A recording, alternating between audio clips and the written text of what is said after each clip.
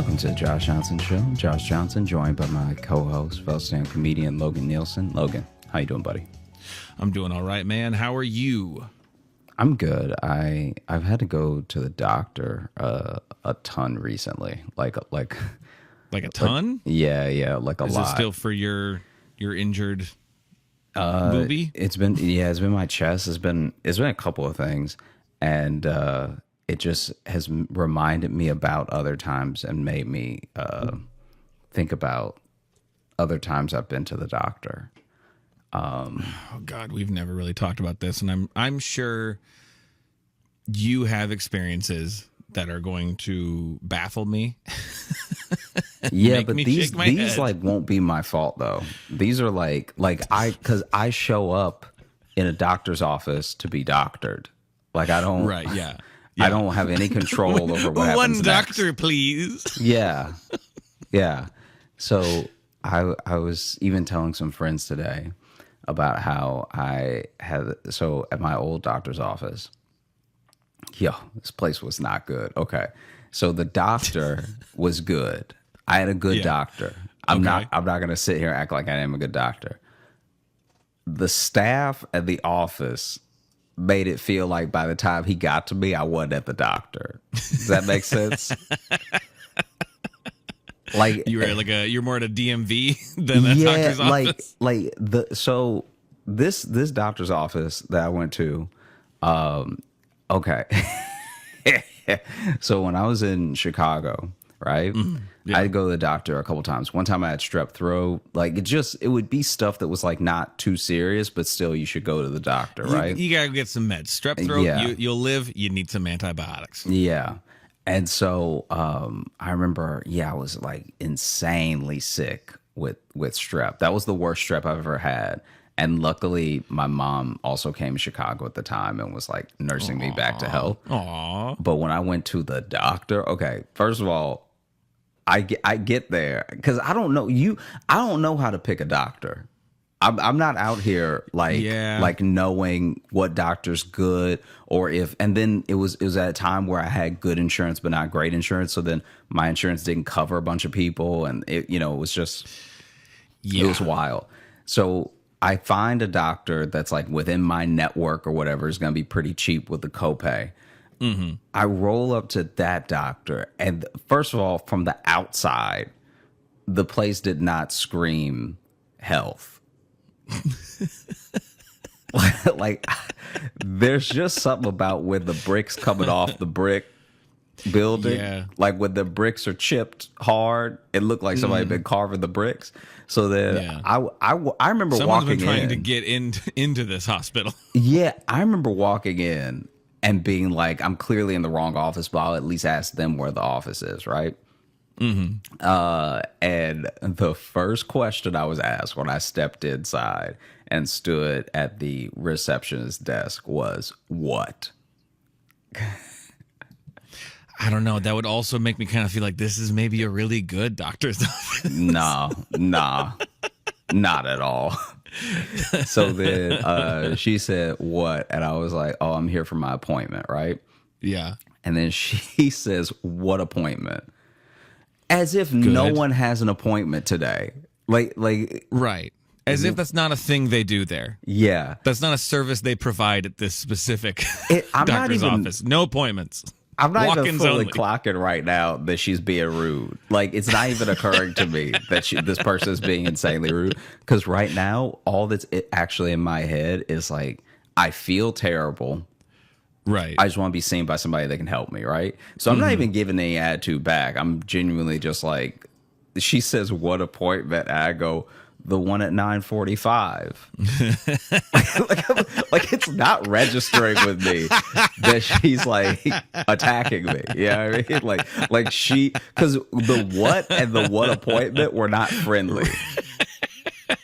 Yeah. And so she's like, what appointment? I was like, the one at 9:45. And then she stares at me for a second, and then she just goes, okay. I don't know. I kind of love her.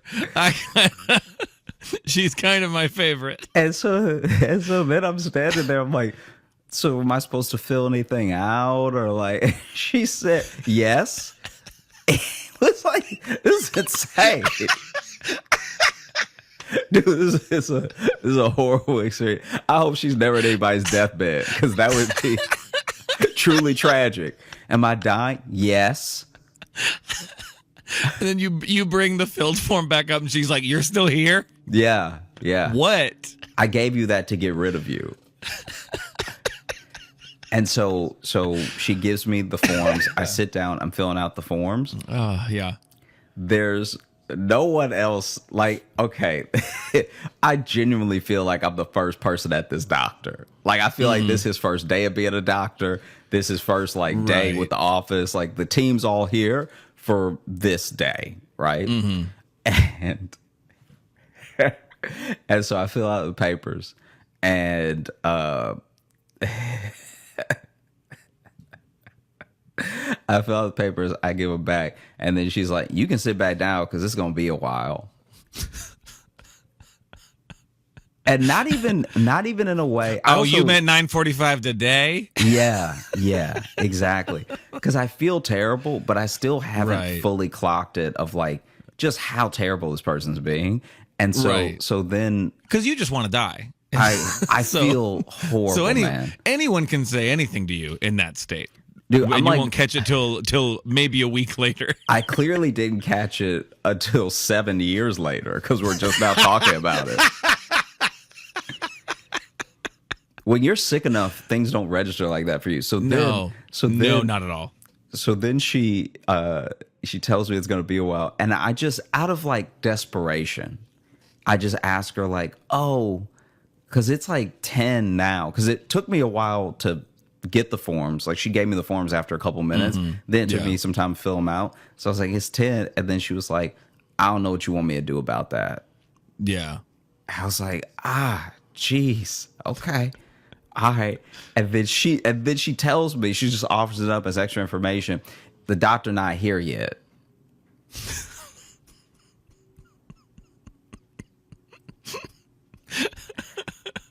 and so I just go sit down, and I've got my hands. You got a red eye back from Vegas. He's not here yet. Dude, I have my hands in my head because I'm genuinely like, I'm really scared I'm gonna die, right?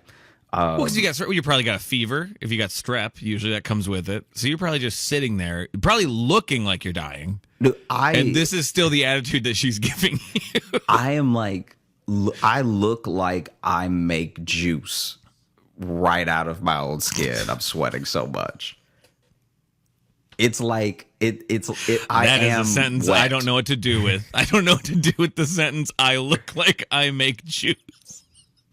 I look like I make juice out of my own sweat, and it is ripe season. Okay, dude, I'm pouring sweat.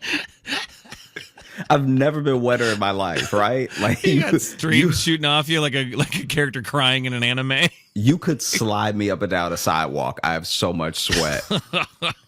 And so I'm just sitting there feeling like horrible. I've got my head in my hands. I'm like kind of ready to cry, but I'm not there, right?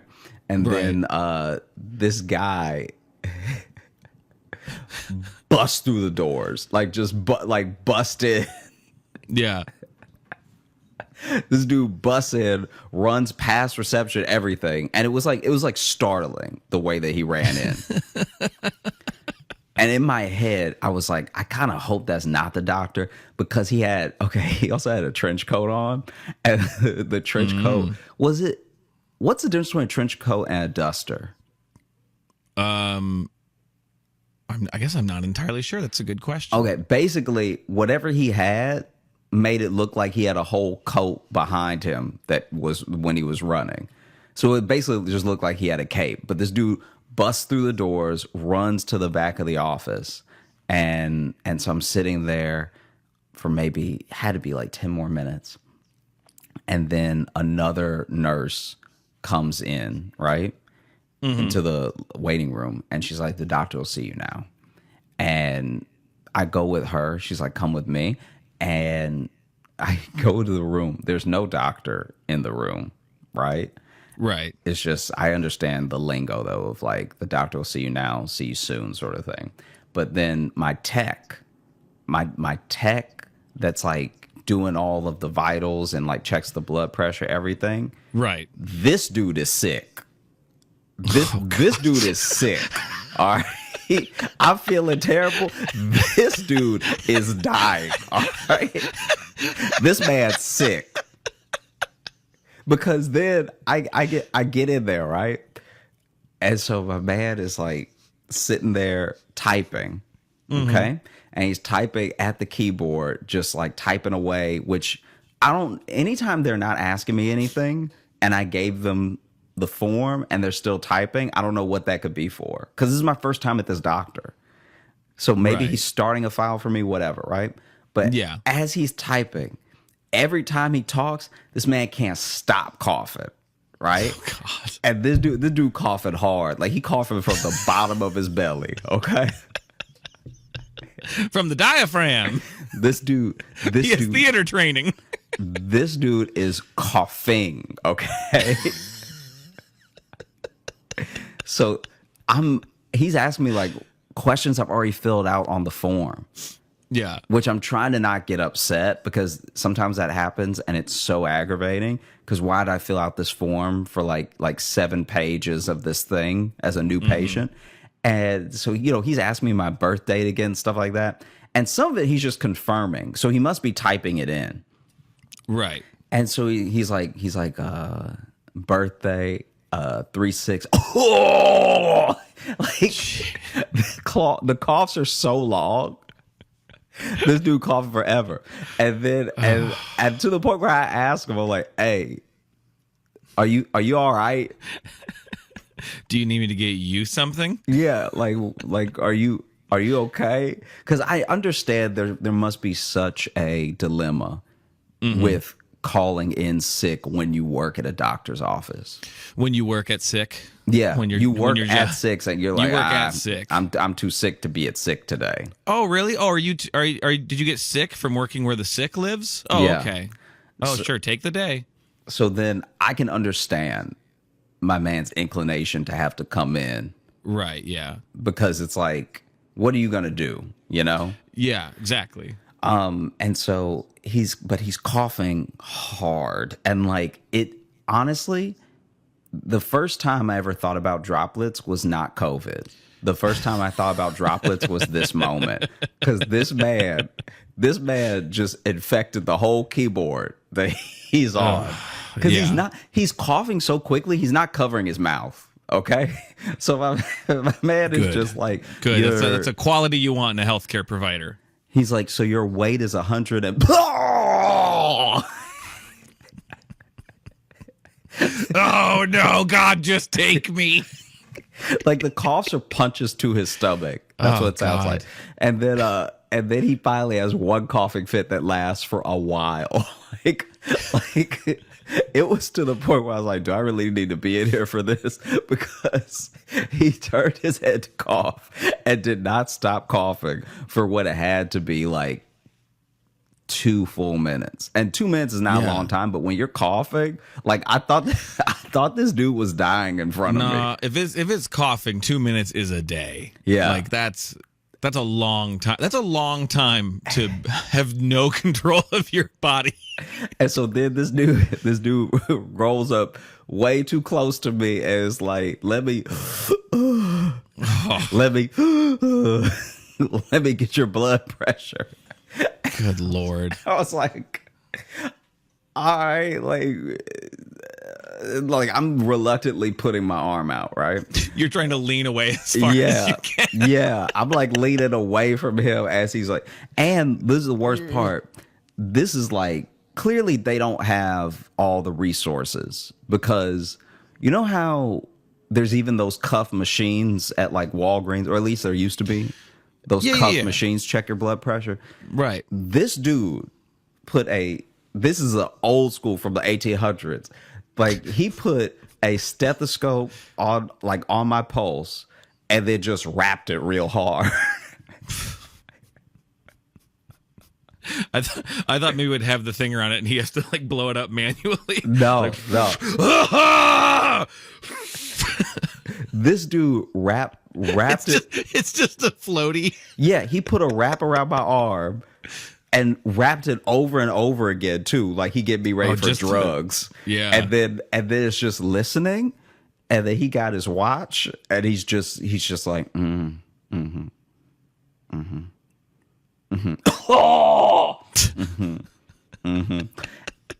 and then he go. Then this is the thing that I didn't like that they did. He goes,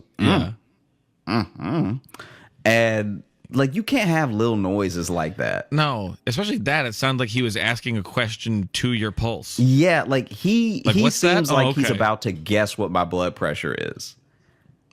You can't finish blood pressure with that's an acquisitive. I mean, something's pumping. So yeah. I heard something in good for there. you. So I already didn't like the nonverbal that he did. And then, oh God, something lives in your arm. And then this dude, and this is the wild thing as well. He started to do some stuff that just seems like the doctor should be doing it, right? So sometimes I don't know what the official name is. If it's a tech, I think it's a tech that can take the blood pressure and like fill out the form to get ready for the doctor and stuff. So the doctor I think can it depends. There's techs, there's physicians, assistants. I'm not really. Yeah, I'm not sure what this dude was. Listen, I live with a nurse, and she's explained these things to me. I don't remember. I don't remember whose job is what. So yeah. Okay, so then all I know is everything she tells me about her day sounds gross. So then this dude and this is ever since I was little, the doctor did this, but hey, it's this doctor's office. I guess he can rule it how he wants. Right, yeah. But then this guy, after he gets done with my blood pressure, grabs a popsicle stick and is like, say ah. And I'm like, this man gonna cough in my mouth. Like I'm not doing it. Like y'all go ahead and kill me. Cause clearly you gonna get me one way or the other. Like yeah. Like this dude literally said, say and so I'm like, I'm good. Let me I'll wait. I literally told him, I was like, I'll wait. And he's like, what? I was like, no, I'll wait. I'll get you next week with the Yeah, I'll wait for the next. I'll wait for other dude to come through and I'll do the for him. I'll literally do it for anyone else. Yeah, I don't just for anybody. All right? Go get another person in the waiting room. I don't care. Yeah. Just, I know you. I'm not going to do it for you. And so then he's like, oh, okay. Like he's clearly like this has never happened to me before, sort of thing. Like he just like shakes off and he's like, well, can I take your temperature at least? I was like, yeah, it's fine. And then takes my temperature. Clearly, I have a fever because I look like fever. Like there's no way I didn't have a fever. If I didn't have a fever, I'd be like, oh, okay, well then I am Aquaman because no one that doesn't have a fever and a t-shirt on should be sweating this much. Right? Yeah. It was the first time I've ever sweat like from my forearm. Oh yeah. Like I didn't have sweat running down my arm. I was sweating out of each piece of arm. It's like remember in the first X-Men movie when that one senator just like dissolves into water? Yeah. That's what's happening to you. And so how's that for a fucking reference, huh? I get my temperature taken. Of course, I have a fever. But apparently my fever, I don't remember what it was, but apparently it was so high that he took it out. Because also as well as old school thermometers as well. So okay. So then my man takes it out, looks at it, and goes, uh-oh. And then just shakes it while he looking at me after he said, uh-oh. Oh, you dead, all right? What? I love that you found a doctor's office. You found a doctor's office where not a single person who works there has bedside manner. Like not crazy. A single one. Usually maybe one or two, but the fact that every single person in that staff is like, fuck. Honestly, I wouldn't be surprised if everybody on this staff is the doctor's cousin.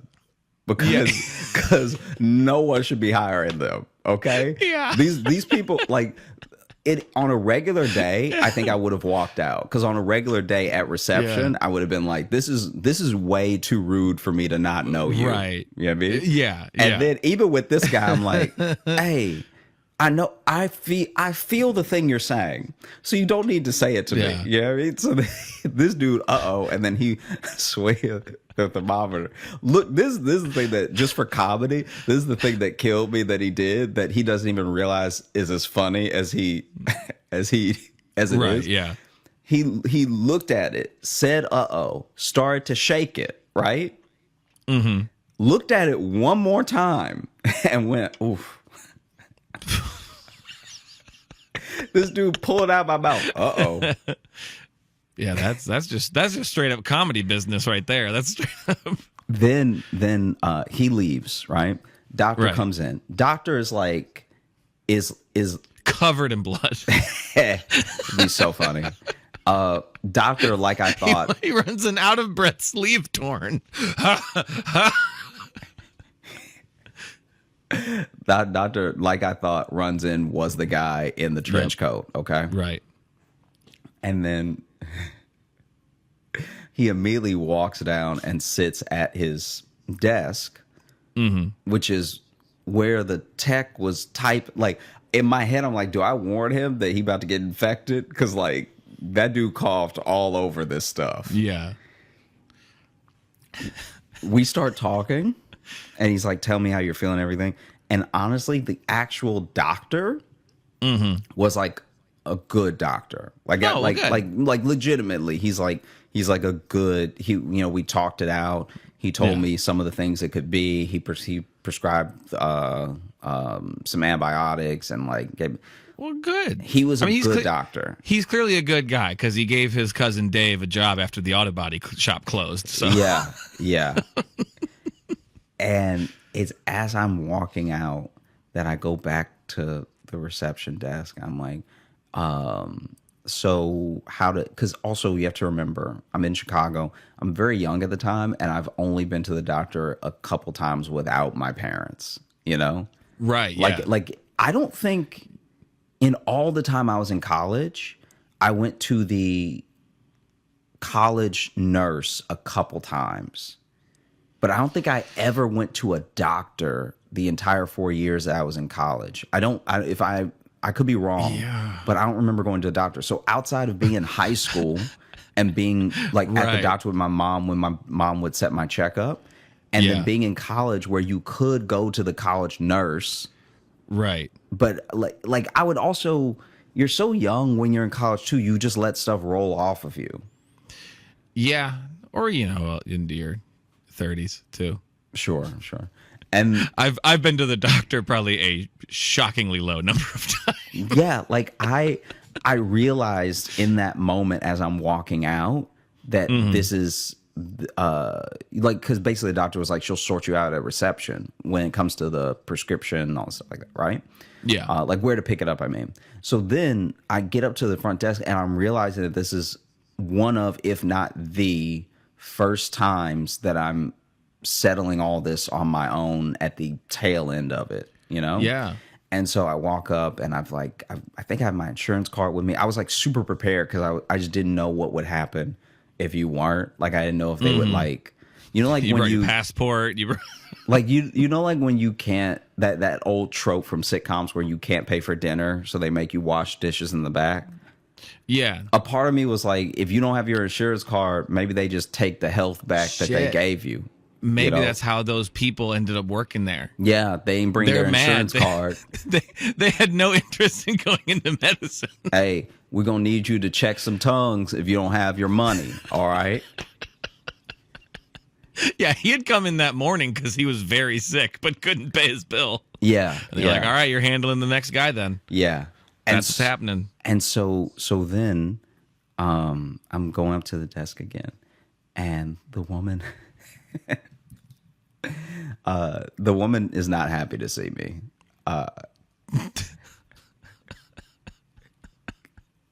I just look like I got a question, you know. She's immediately upset.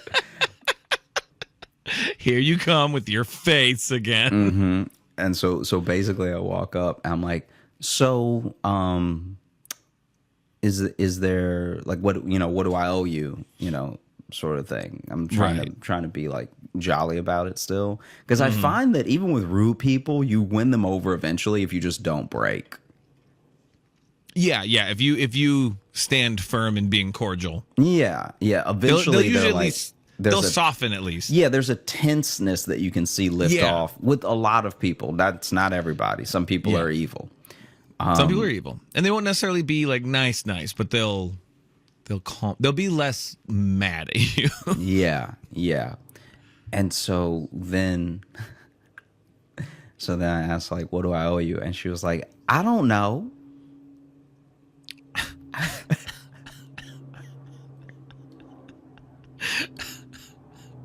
And now that I'm not dying, now that I know that, okay, this is strep, and like I'm gonna get antibiotics, and I've had strep before, so I'll feel better all because of all that stuff.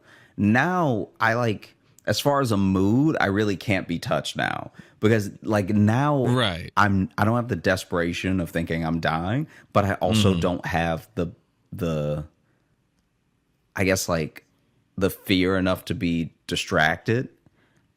Yeah, and so you dodged your mouth getting coughed in, so you're feeling good. You're feeling like the day's coming up, Joshy. I'm actually optimistic now. So now she really can't touch me.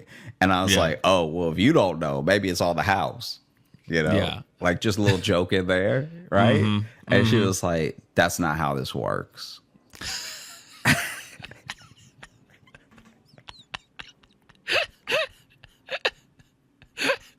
It gets to a point where you just want to be like, ma'am, what is your job here? Yeah. Why are you here at all? Ma'am, you should just fight the next person you see, because it would be way quicker than what we're doing right now.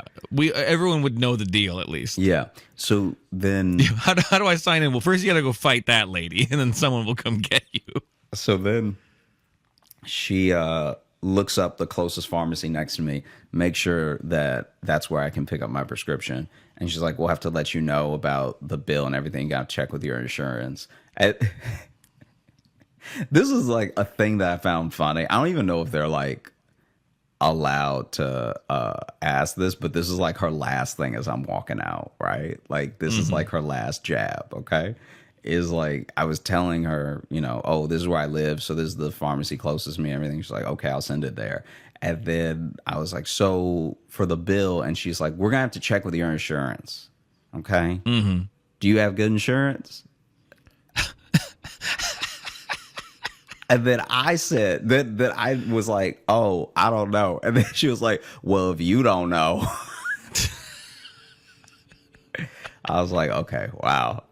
Was this like an ex-girlfriend of yours and you didn't recognize her? Like, it was crazy, man. It was like so mad at you. It was one of those things where I was almost like, I hope she doesn't have the power, and I don't think she does, but I hope she doesn't have the power to poison my drugs. Like, right. But yeah, no, it was a busted. And then also the waiting room in this doctor's office had too many lights out. Like, yeah, like when I sat down, I'm not saying I don't love fluorescent light, so I'm not even saying that there can't be a little mood lighting. I'm not saying that it has to be completely blasted with fluorescent bulbs. Yeah. All I am saying is that if you're going to have them, have all of them, just as an option. Yeah. Because there were some that were clearly out. Right. Because there's having some lights turned off, but then there's noticing when lights don't work. Yeah. Yeah. And if no one's got the time to change a bulb. Yeah. They're going to be pretty willy-nilly with that needle. Jeez. Just saying. Yeah. Just saying. Oh, no, but it was terrible. Luckily, I healed up. That's good. Yeah. That's good. Mm-hmm. I mean, the emotional scars never healed, but the strep went away. Yeah, the strep went away. but the receptionist left a mark on your insides. I did actually forget about them for a long time, so I guess it did kind of heal. I forgot it happened, but yeah. No, I've been going to the doctor a lot. Yeah. So I'm just over here doing my best, trying to stay healthy and everything. Right. Yeah. What do you, I mean, not to get into your medical history, but like how often you go into the doctor? You just there quite a bit? I mean, I haven't even been keeping track, but I feel like at least I could be wrong about this because LA broke it up quite a bit because I didn't obviously go to the doctor when I was in LA. That's true. Yeah. But before I went to LA and since I've been back from LA, which has not been long, I think I've been, it's starting to feel like once a week. Jeez. Yeah. And it's like, sometimes it's a checkup on the last thing and sometimes it's a different thing. Like, I mean, who knows? You might end up wanting to cut this, but I had to get a sonogram today. Okay. And so the sonogram was just to make sure, just to make absolutely positively sure that my balls are normal. All right. So just to make positive. Let's get into this. Well, basically, there's not very much to tell, but basically, when they were doing it, in my head, I was like, man, this is like the worst time to find out if something's wrong. Like literally your pants are down, you know?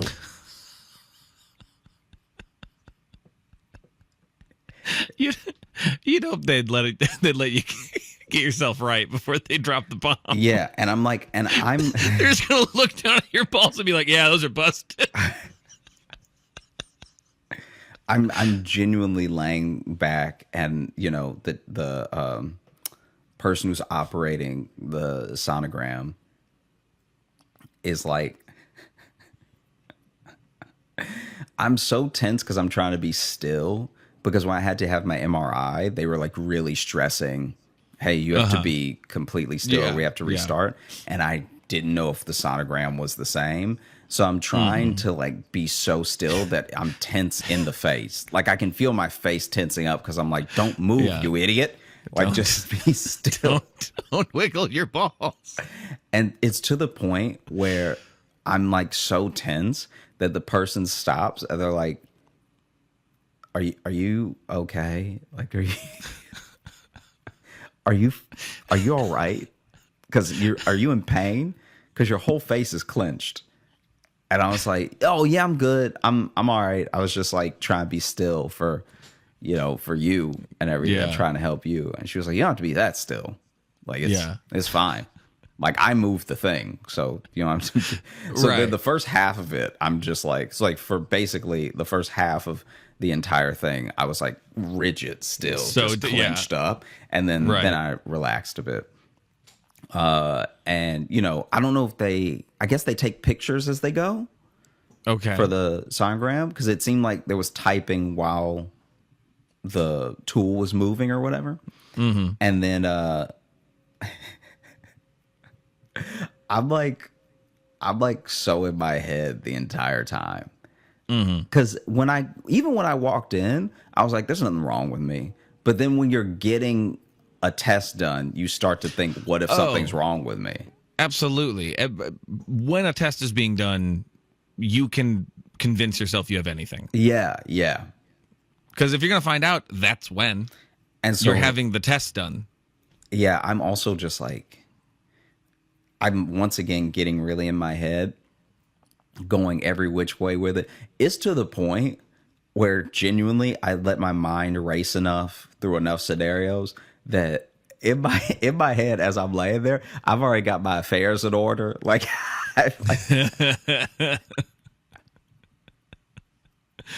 I'm like thinking about my funeral, like just like, oh man, I think a lot of people wouldn't make it because like who does destination funerals, you know? Hey, I'd fly out, man. You know, but then also it's like I am gonna say it's a show though. So, I mean, if you get I'm gonna need you to put in the will that I do a eulogy so I can say it's work and I can write off the flight. Yeah. But these are the things I was thinking about because in my head I was like, all right, look, I'm not actually from New York, so I don't think I want to be buried here. If I'm buried, then I don't think like I would maybe want Chicago, but I'd be taking up space, and there are people who were like born in Chicago. And I don't want to take that from them, but then it would have to be like a Louisiana funeral, which is then like who's gonna fly to my hometown where the airport is only taking in like 4 flights a day, and then you have to make at least one connection, if not 2, to get there, all for a funeral of a guy that was like nice, but like I don't know, and then. Wow, really middling review for yourself there. Well, no, I just mean like when you think of a big funeral, you have to have impacted lots of people's lives in a way that's or just be from a big dumb Catholic family like me. I guess so, but like I'll pull in numbers. You have to have impacted for sure. Yeah. So many people that you. What's the best way to put this? It's like even if you impacted like 10,000 people, all 10,000 aren't coming, right? Because there's a flight involved and because of the day of the week. So I'm like, am I gonna be that guy? Am I gonna have a weekend funeral? Am I gonna mess up people's weekend, or should I just have a Monday funeral? Because this is the thing: if you have a Monday funeral, people already sad it's Monday. Yeah. So let's just get it and you. Yeah. In the same. But then I was like, I don't want to make a Monday worse. So what if I did a Tuesday? Because now, somebody had to go in Monday, but now they might get a whole day off coming to see me. Right. So I'm doing a last solid for the people that love me. Yeah. And honestly, by the time I'm like midways deep into this scenario of like what I'll do, and like I gotta make sure that everybody's taken care of and everything. By the time I do that stuff, the tech is once again like, are you in pain? Because you're making faces again.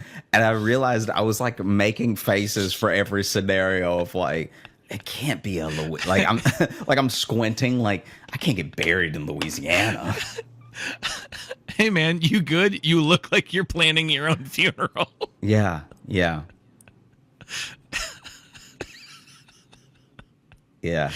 Everything good though? Your balls check out? No, this is the worst part. So then after all that, oh shit. She gets done and she's like, okay, like you just have to really check your nonverbals when you work in medicine, because I don't know if these okays are like what she's looking at on the screen or just her day because it's early. Like that's like it's her job too. Yeah. So if you're at your job, you're a little more like, okay, let's look. Yeah. And so then I'm like, she's like, you're good to go. And, I put my clothes back on and everything. And I was like, should I throw this? Because they give you a whole setup for it. And I was like, should I throw this away? And she's like, no, you're good to go. You're good to go.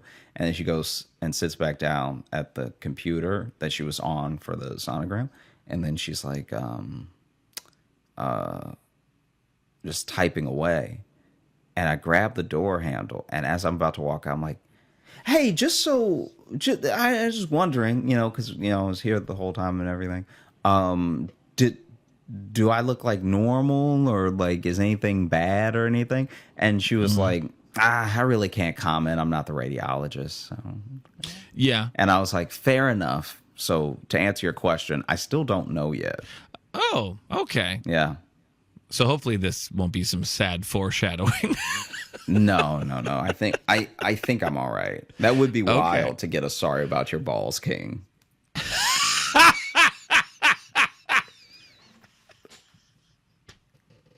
That would be chaos.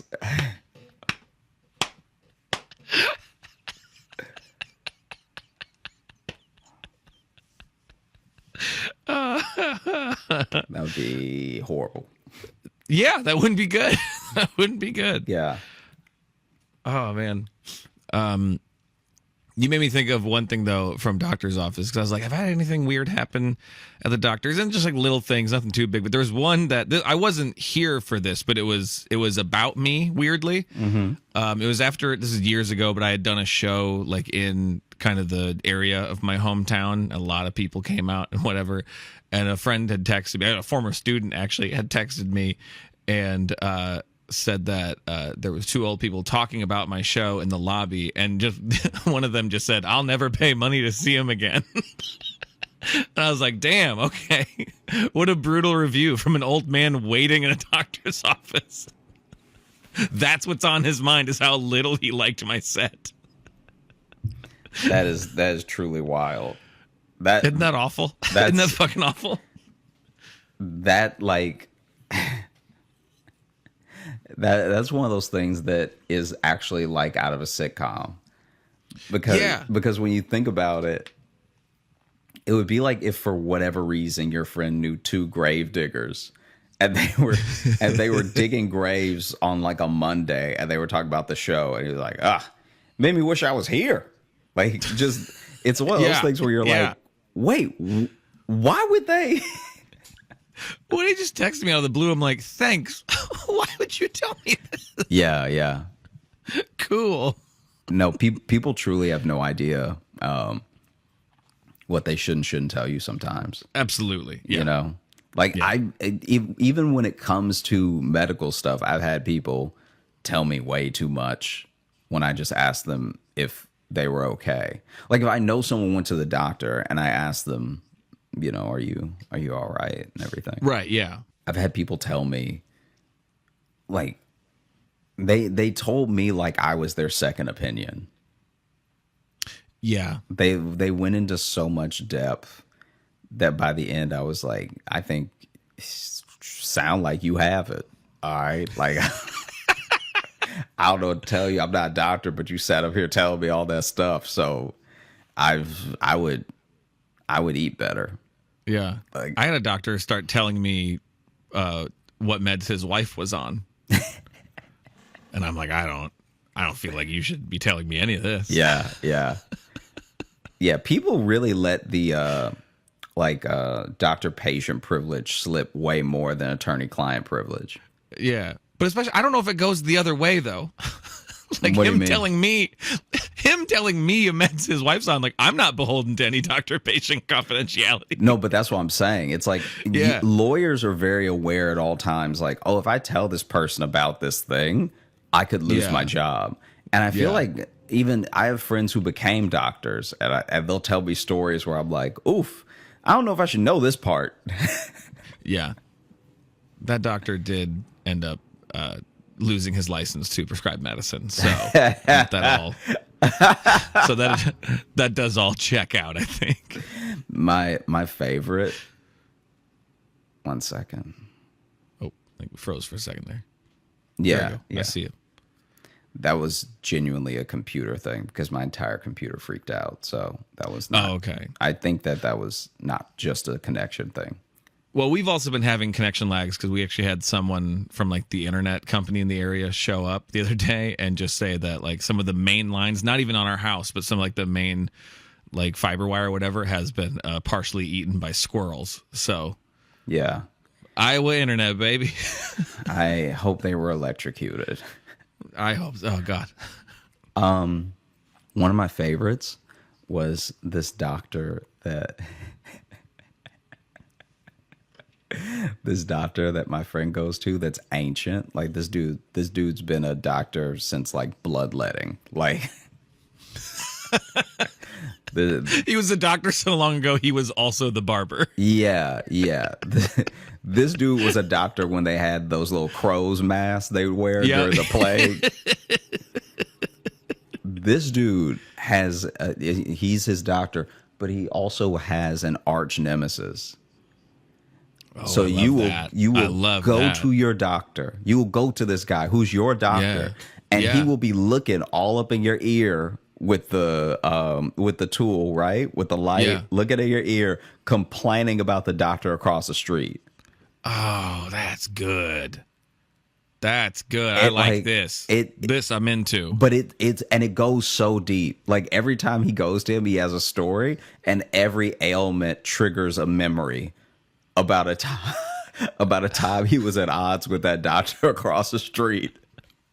Oh, I bet they opened up practice together and then had a big falling out. It really does seem like some Aaron Burr, Alexander Hamilton type stuff, where it's like, oh, he gonna shoot him.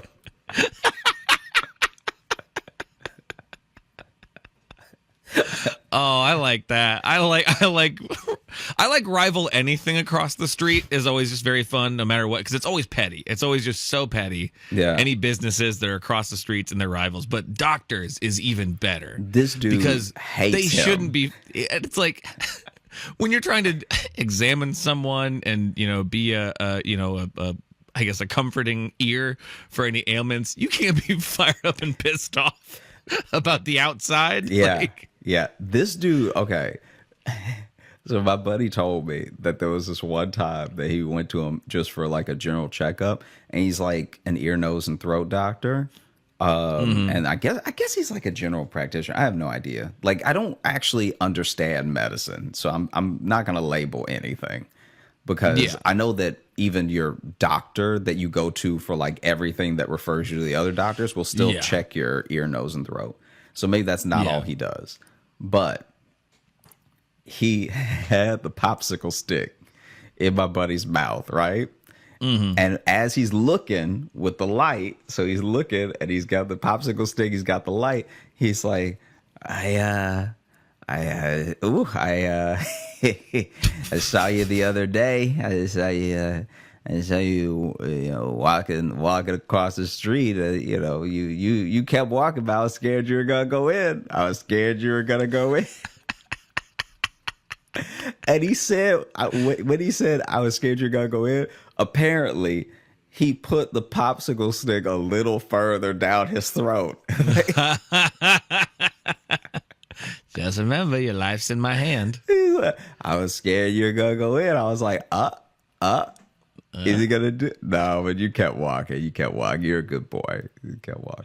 But I do know how to alter lab results. Just putting that out there. Putting that out there. Yeah, it's truly wild. And he apparently, that guy across the street had some like altercation at a conference. So it it runs deep. Like, because he'll be seeing that dude, because I guess that's the same type of doctor. And so he'll be seeing that dude at local conferences. And apparently they had words one time that was not that long ago, because they both old as hell, right? And that's what I really love to see, is old men fight. That's one of life's joys, is when you can watch two old men fight. Yeah, one of the first things we talked about on this show was your joy of old men fighting. Especially if it's two old doctors, because that means they're going to know what they broke. Yeah, they come out with scalpels ready to have a like Jets versus Sharks knife fight. As soon as they land, they know what's hurt. Yep.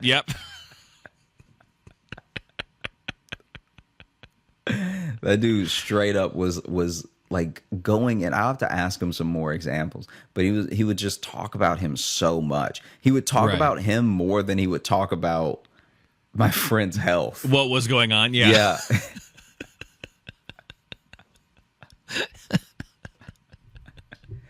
Yes, my focus as a practitioner is vengeance. Yeah.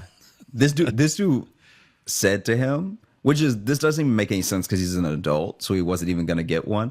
But he was like, there's some type of lollipop that he swears he was giving out to kids first. And then that guy saw him giving out those lollipops, so that he started buying those lollipops. And just the one-upmanship of, essentially, it's like if a Dunkin' Donuts was across from a Starbucks and they just had beef about like, that's our tactic, that's our sale, that's our coffee, whatever. Yeah, that's what it feels like with the doctor. I don't even know if the other doctor has a problem with him. Yeah, it'd be great if that other doctor like doesn't remember him. He's like, oh yeah, from across the street. Oh yeah, you son of a bitch. That dude across the street talking about, we went to school together. Yeah. Good guy. Good, just Good guy. Full of laughs. Just a fun guy to be around. A funny story. When we was in school, my wife dated him for a little while. You find out that's what it is. You find out that's what started it. But a great guy, great practitioner. Honestly, a great second opinion. You go right over there. You go right over there. He's got the good lollipops, you know. He's got the good ones. I don't know where he gets them. I remembered something that when I was at an eye appointment, and this is a short one, but this eye doctor I had for a little while, kind of big guy. I think he said he grew up on a farm, just like kind of a big, just kind of like generally kind of burly almost guy. But he would really get, way up on you looking in your eyes. And there was one point where he really slid up, and there's no polite way to put this, but his balls were resting on my leg. Like I felt them, like on either side of my shin was a testicle, and like he just really like was up on me, and I'm like, this is clearly too comfortable. You feel that, right? You have to feel that. You have to know that this is happening. You have to know. I can feel it. I can feel both of them. Come on now. The favorite thing that I think I've, just for the suspense of it, that I've had a friend go through was when we were younger. One of my friends had to get his his appendix taken out, and met the surgeon beforehand. Just like a little I don't know, introduction, because he was nervous and everything. Right. And so met the surgeon maybe a week before the actual procedure was going to take place. Because it wasn't I can't remember why they did it, because it wasn't like it was going to burst and they had to take it out or, whatever. It wasn't like some emergency surgery. It was literally like it kept getting inflamed or something. And so they were like, we'd rather take it out than have you have trouble down the road, Right, yeah. There was just something with it where it just kept getting inflamed. Anyway, said all that to say, he meets the surgeon. Surgeon walks into the office where he's waiting. As soon as he walks in, the surgeon falls hard. Okay. Oh God. This dude falls so hard and caught some of the desk on the way down.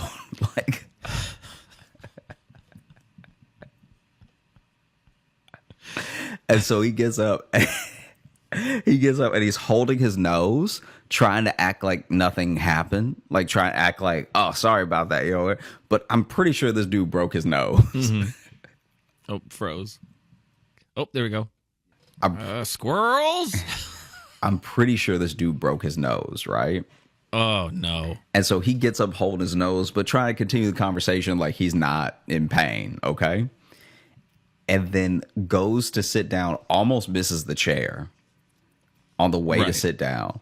Sits down, is talking it out with him, talking about what they're going to do, holding his nose the whole time. So now he's like, you don't have to worry. The recovery time isn't that long. Hand in nose the whole time, right?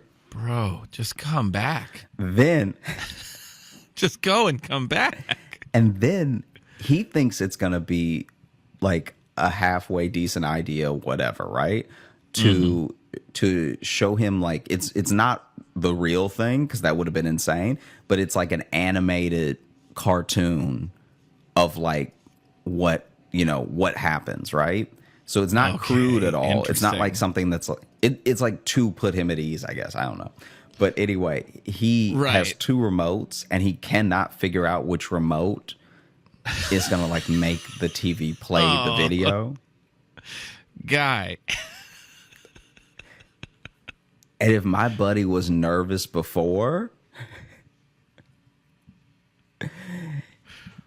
surgery, that kid went into surgery like, I'm going to die because this is the clumsiest man I've ever seen.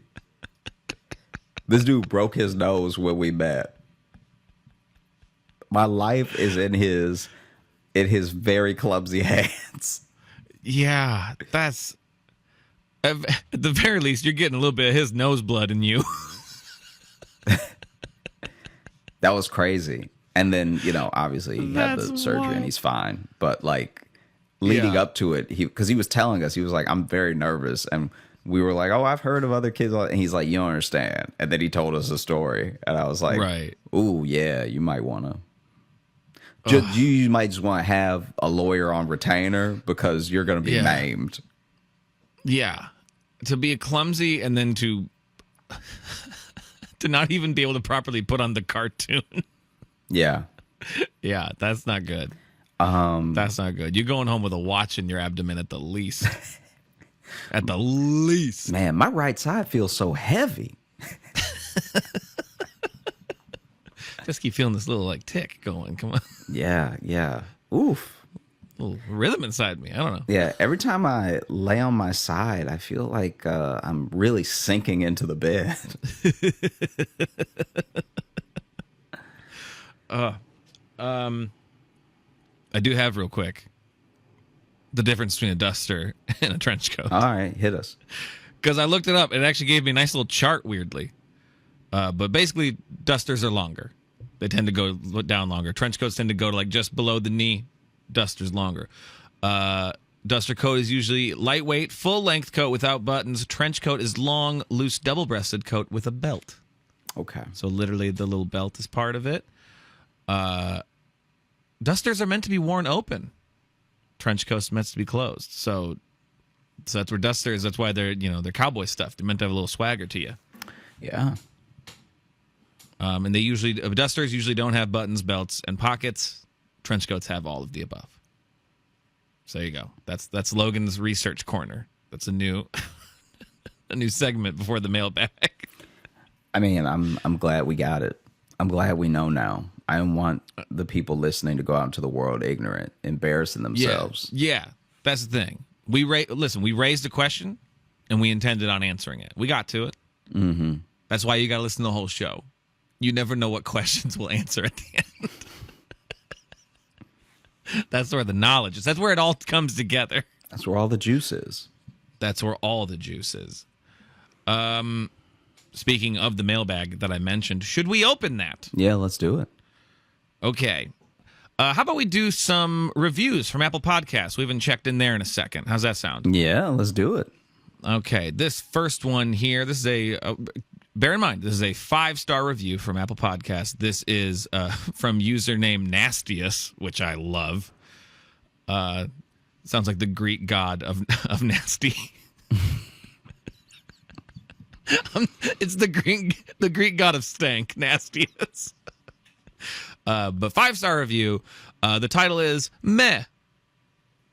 And it says, I honestly couldn't get into it. I'm on my second run through of the available episodes, and I just can't stop laughing. The two guys hosting could have a bit more of that ShamWow attitude. I'm not really sure what any of that means, if I'm honest. I'll take it. I'll take it. I think on the second run through, maybe we're not for everybody. I think if you listen to all of it and then you listen to all of it again, that's the only way to find out if we're really your people. Now, how do we harness some more of that ShamWow energy? What do you think is missing from the show that's not ShamWow enough? I think cocaine. You think cocaine? Yeah. You think I think cocaine changes the vibe of any show. Yeah. Okay. 2023. That's the year we do it on cocaine. See what changes. Let's see what's next. This one here is from Fuvdtvh, Fuvdtvh. The title is Hilarious, and it just says, the stories. My God, the stories are priceless. Josh is such a great storyteller, and Logan's laughter is contagious. So hilarious. 5 stars. Thank you for that one. This is from Still Ginger, and the title is The Best Bromance, Hands Down. Josh, would you say we have a bromance? Would you say that? Would you say that on record? What did the reviewer say? Okay, he'll answer off mic. Their dynamic is everything. This is one of my comfort shows and helps me to wind down before bed, as well as from panic attacks. They're so ridiculous and lovely, and they're very similar to my friends, if I'm honest. It feels very personable, which I think is the charm. Thank you for that, and I'm glad we help. Yeah, me too. If I have panic attacks, I know they suck. I'm glad we can help bring you down from them. And then this one here, this is from Tiger Food, and the title is Listen to Them All. It says, first of all, I'm very thankful to have found this podcast after listening to Josh's stand-up for years, parentheses, although still crossing my fingers to see a show in person. Check our websites. But Josh's stand-up for years to find Logan. Logan is my later life me, and Josh seems to live the life I used to lead. Okay. I'm the old one. Yin and Yang Gang. Oh, I like that.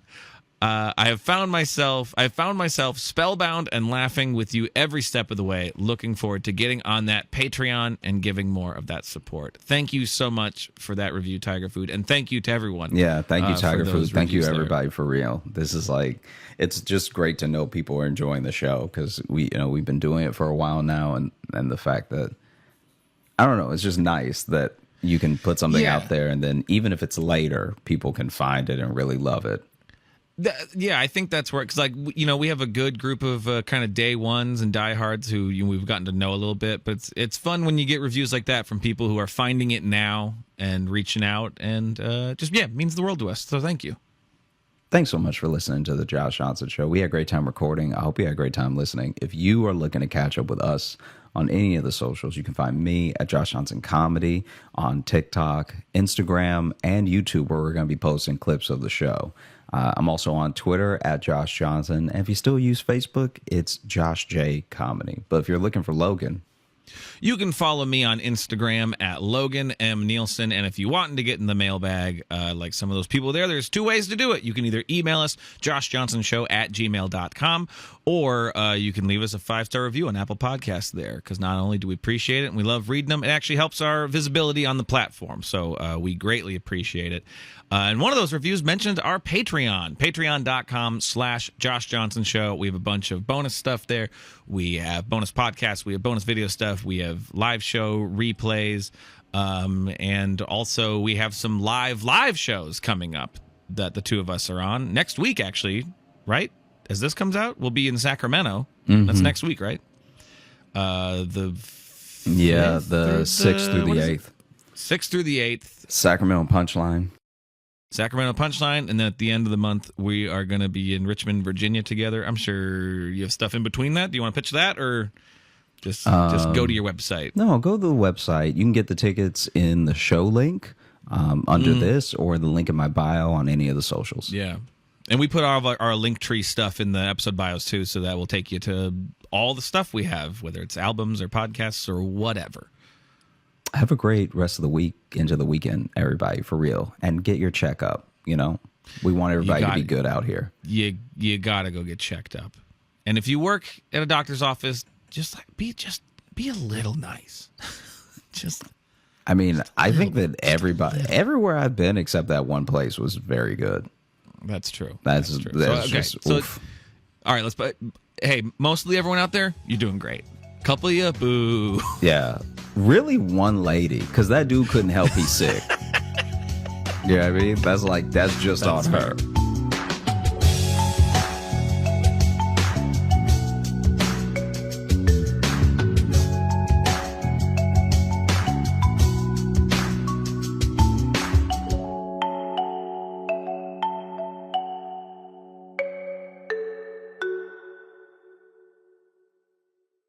I hit up a couple people. This is a thing that I feel very strongly about, that I think is really important, and it enriches. We're digging right in.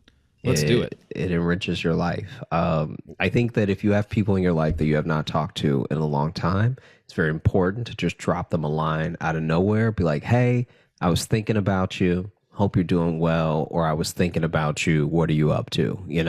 Right. That way, I hope you've been well is not necessarily inviting a conversation. If you just want to put the good vibes out there, but you don't have time to chat, That's an option.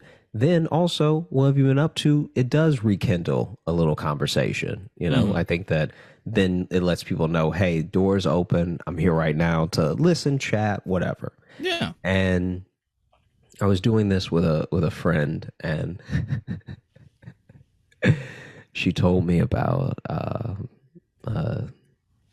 date that she went on. This is years ago, and we just got to talking, and she told me that she went on a date with this guy, and it was one of those things where it was like a date that was set up after a meet at a bar. Okay. So they meet at the bar, and like, you know, it's loud, it's dark. It's like all of the recipes for a person to not come off like a monster unless they're an absolute monster. Right. Yeah. Like all the work is being done for you right now. It's hard to hear you. It's hard to see you. Like if you're getting away with a lot right now. Yeah. If your drawing personality flaws still shine through, then you are a true monster. Yeah. Yeah. Your terrible flaws are brighter than any light. Yeah. You are dull. And so they get to talking. She's like, oh, okay, he's got like, I don't know, there's a little something about him. And you know, he was looking a little nerdy, but she was like, it was in a cute way, not like a extra dweeby way or anything. And so she was like, okay, let me see what's up. And so he ends up asking her out. And so she's like, yeah, all right, sounds great. Let's meet up, you know, in a couple days. They set the date for a couple days from when they met. And his face still looked shadowy. Yeah. Like he still looks like he's in the dark. My man just walks around with shadow constantly on his face. He got extra shadow. He's out here trying to be suave, really just being a demogorgon, you know. It's terrifying. It's terrifying. Yeah, just awful. Otherworldly, one could say. Yeah, I rebuke you is what I would say if I saw him in person. I rebuke you. If next date, I'm bringing an old priest and a young priest. If I saw a man with mostly shadow on his well-lit face, I would slap him with an open Bible.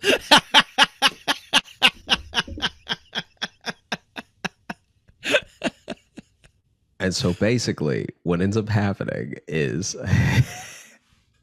they meet up, and he, you know, it's at this like Chinese restaurant, and you know, he's like still a little nerdy, still a little like quiet and everything. And now she's like, oh, okay, maybe I was a little tipsy and he's more awkward than I remember. Like maybe I was giving him the benefit of the doubt because I was a little drunk, which of course you were. Yeah. Of like, I feel like that's a happens given to all of us, man. Yeah. And so basically he's like looking down a lot, and then he'll look up at her really quick, but then lose the courage to keep eye contact. And she was like, it was almost adorable. It was happening a lot to the point where it was like, I can see how some people wouldn't find it cute. Right. Yeah. Because you're at the table with me. You're not looking across a room now. Like, yeah. Now you're looking at me and then looking at the tablecloth. It's like, oof. And then you look down, and you're like, damn, he has really cool shoes on. He just keeps looking at him. He's like, these are great. Yeah.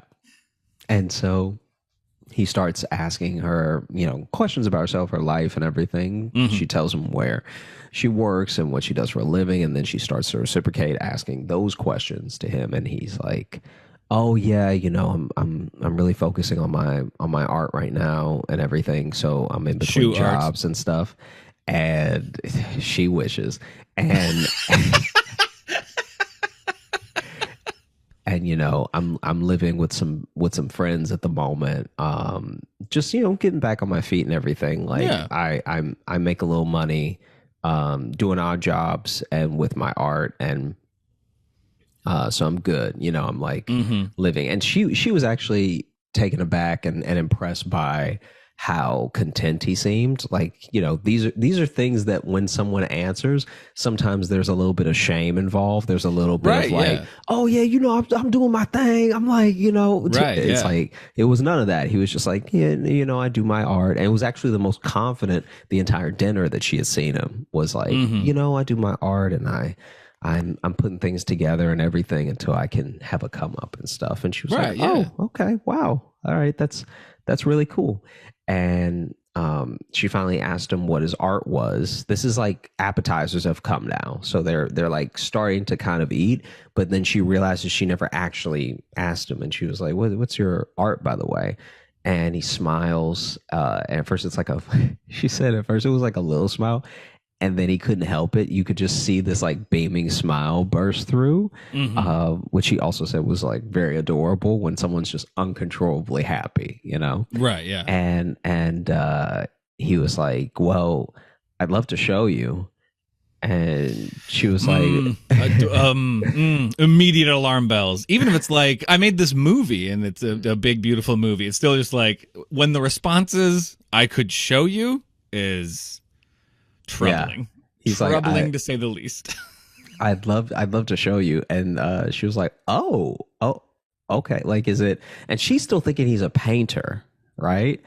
And she just assumed painter, because a lot of people, when you say your art, they assume artist. Paint. Yeah. They just assume, because that's what artist meant for a long time. For a very long time. But a bunch of other shit hadn't been invented yet. Yeah. And so then she's like, oh wow, did you bring it here? He's like, I bring it everywhere with me. And she's like, okay, what is it? And he's like, I have to show you. And he gets up, he walks, he leaves, right?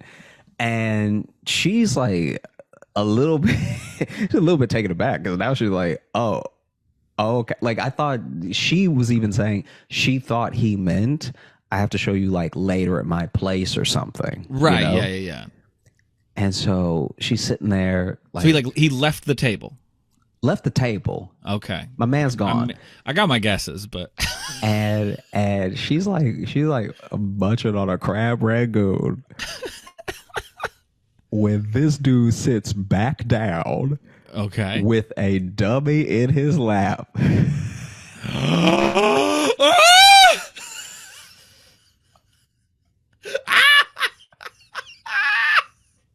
Oh, it's better than I would have guessed. Oh, yes. Yes. Fuck yes. Oh, what'd that dummy say? With a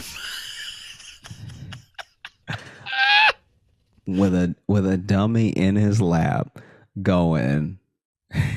Okay, wait. Let me see if I can. Going. Nice to meet you. Oh, it's like not good, ventriloquist. And not only is it not good, but this man's mouth can't stop moving.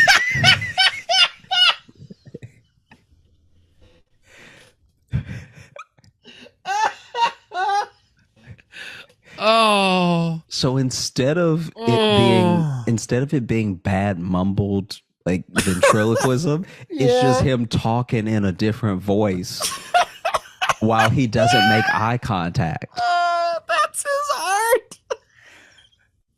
So he just looking down. He's just looking down the way he was when he was trying to be coy. And so he's looking down. So you don't see his mouth. So you don't see his mouth. Because if he tilts his head all the way down, it's like, where'd his mouth go?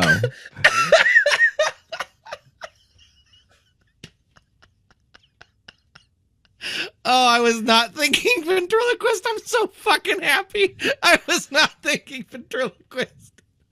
Oh boy. It's so bad. Would you like to join our thruple? He's so bad at it. And it's fully, his mouth could not be more open. It's actually like someone taught him the opposite of what ventriloquism is. His mouth is so open. Or they just explained it to him conceptually, but no one showed him how to do it.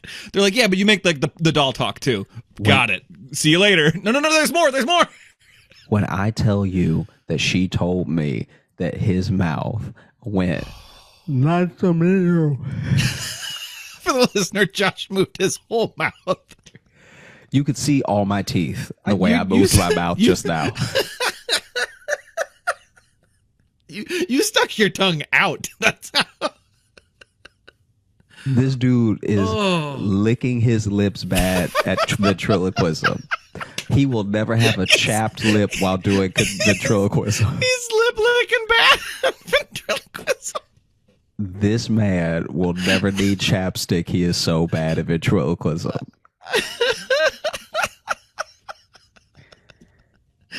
And so then she... You keep going, go ahead. So then she's sitting there and she's like, oh. And she just says, oh. Like, oh, okay. Still trying to be polite, right?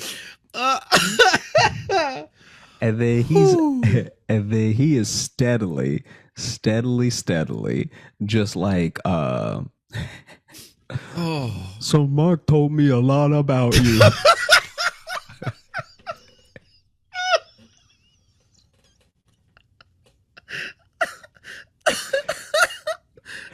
And she's like, he lets the fucking doll take over the date. Hard. Ooh. So Mark the title of this episode is going to be Logan's favorite thing ever. Oh man. So Mark told me a lot about you.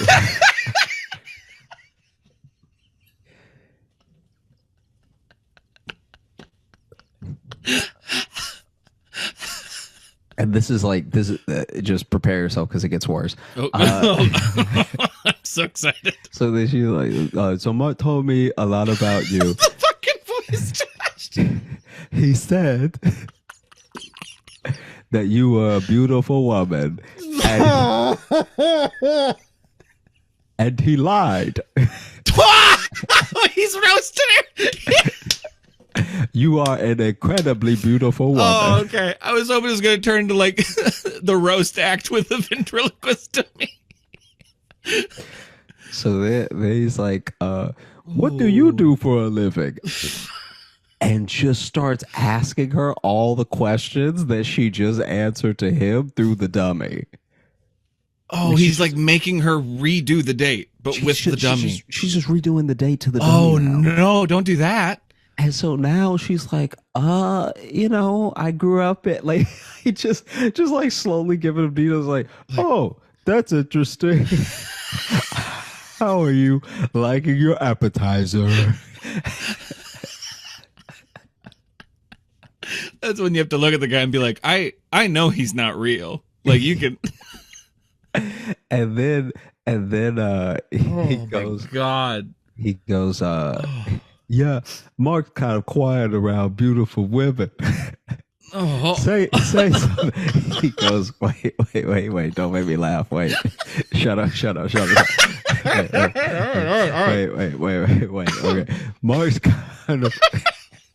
Okay, Mark gets nervous around beautiful women. Say something, dummy. And then he's like, sometimes I don't know what to say. Yes. Yes. And then as he gets the doll to talk, this is how bad, just so we can also for the listener once again illustrate how bad this person is at ventriloquism. Right. Yeah. When the dummy goes to speak again, the dude controlling him, Mark's gum falls out of his mouth.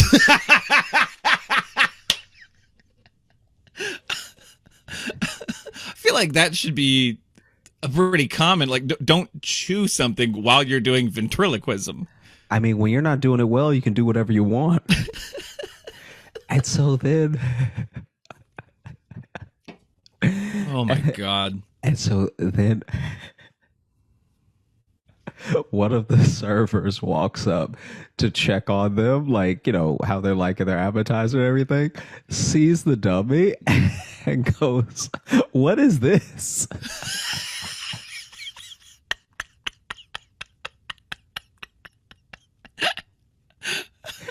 And so he turns to the server and it's like, "Get the fuck out of here. I'm on a date."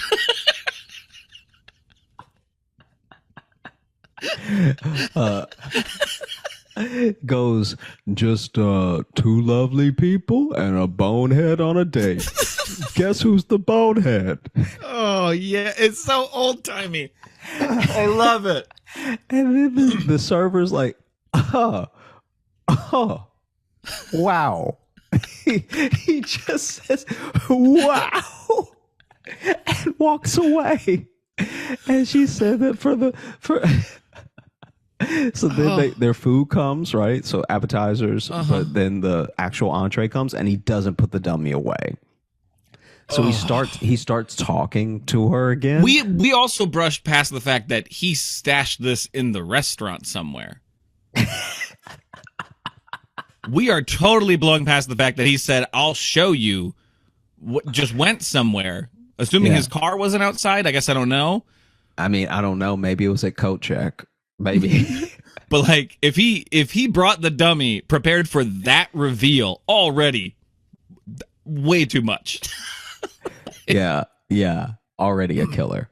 Wow. So then they're eating, and he straight up is eating and has sat the dummy because it was one of those 4-seat tables, and so he just sat the dummy in one of the chairs. So the dummy just sitting up while they eat. Just staring at her chew with its lifeless eyes. Just staring at her chest. Of no fault of his own. That's just where he was positioned. I'm only comfortable ogling women with my dummy.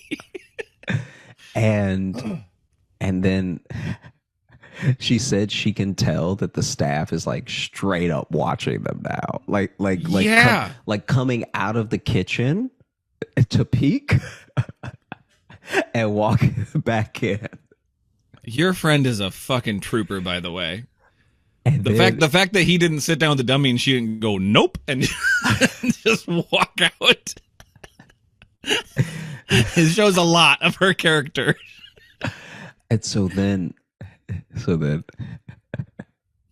when they start to like get close to finishing the entree, the server walks back up and is like, "Hey, we were wondering, like, do you do like shows everywhere? Like just like starts like actually just engaging, like, do you do shows everywhere? And like what do you know?" And he excitedly grabs the dummy.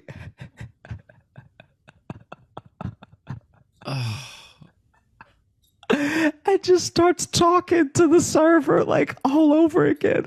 And so then the server's like, "Can you show the guys in the kitchen?"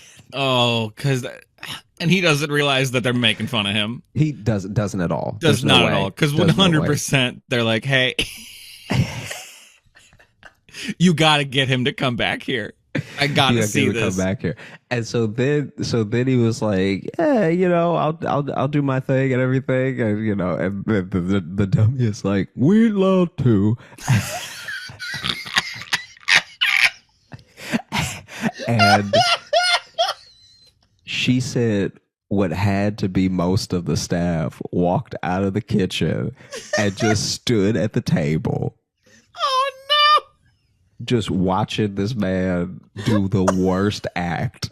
And they're dying laughing. So it's like he thinks he's killing. And maybe he is. Who knows? Because some of them, like, to be fair, some of them did not speak English. So I think some of them were just fully into the fact that a person was doing ventriloquism while only moving their mouth.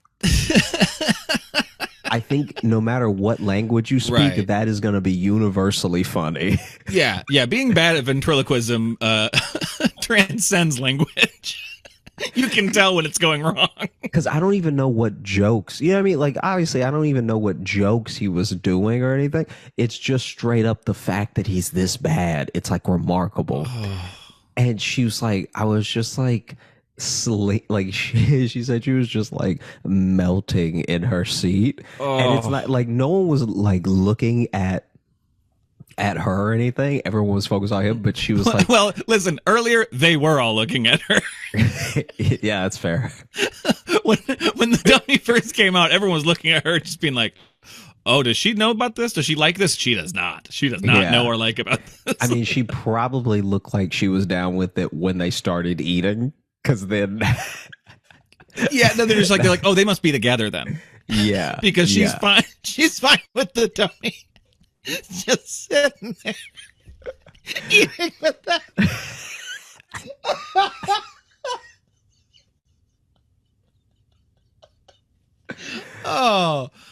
This you've made me so happy today, Josh. I was already having a pretty good day, and it got real good.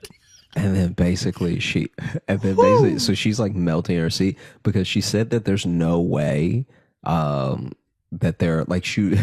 I remember her saying this of like how there was no way eventually that food was being cooked. Like too many of them were watching them. Because it's like a small restaurant, you know? Right.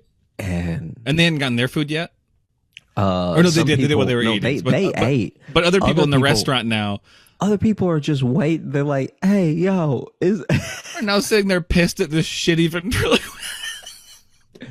That's just like, I would have loved to try the food. Unfortunately, I have a sensitive stomach. Just imagine that Yelp review. Like, I went there on a date to have a meal, and we could not get served because some ventriloquist, the whole staff was gawking at a dummy who could not enunciate. 1 star, will not go back. The food was great, but the show was terrible. The ventriloquist act was all vowels. 1 star. All vowels and spit. That must violate some sort of code. I don't know. Oh my God. Yeah. I keep going back to like the moment before. Like, did he show up with like a big fucking suitcase? Like before the date was like, hey, can I stash this back here? Can I put my roller bag here real quick?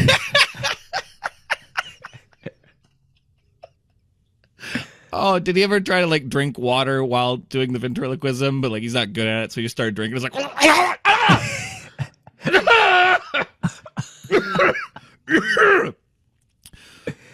would you?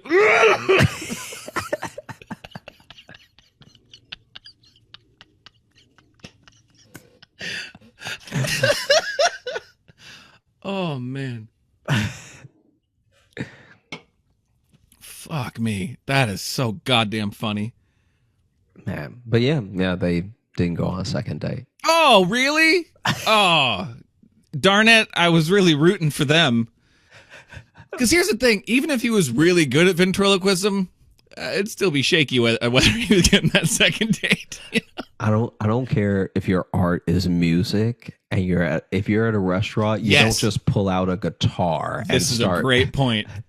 and start playing songs, like serenading. Well, yeah, because I was already thinking about like, okay, even just thinking of it in terms of comedians I've known who just like will start like making people listen to their, you know, comedy, especially when they're like new at it, you know, or whatever. On a date, they'll be like, well, here's, you know, and then they just start laying out material. Already that is like weird. It's at least a conversation, so you can do it. But like, when you got to go get a thing. Because even if he was a painter, if he just started painting there, you'd be like, okay, you brought all that? Imagine if you just started painting on the wall with like watercolors you brought. I think this is technically vandalism. I don't. In case someone asked you what's your art, I have to show you, and then you just start painting lilies on a restaurant wall. Yeah. Even if you don't have an unsettling art, if you just start doing it, it still throws you off. Yeah. Yeah. God, but now I'm imagining if he brought a guitar out and then he was a really bad guitarist. It was just Let me show you. Like, let me show you the ways that I love. It was just like a guttural, like she was like, look at this photograph.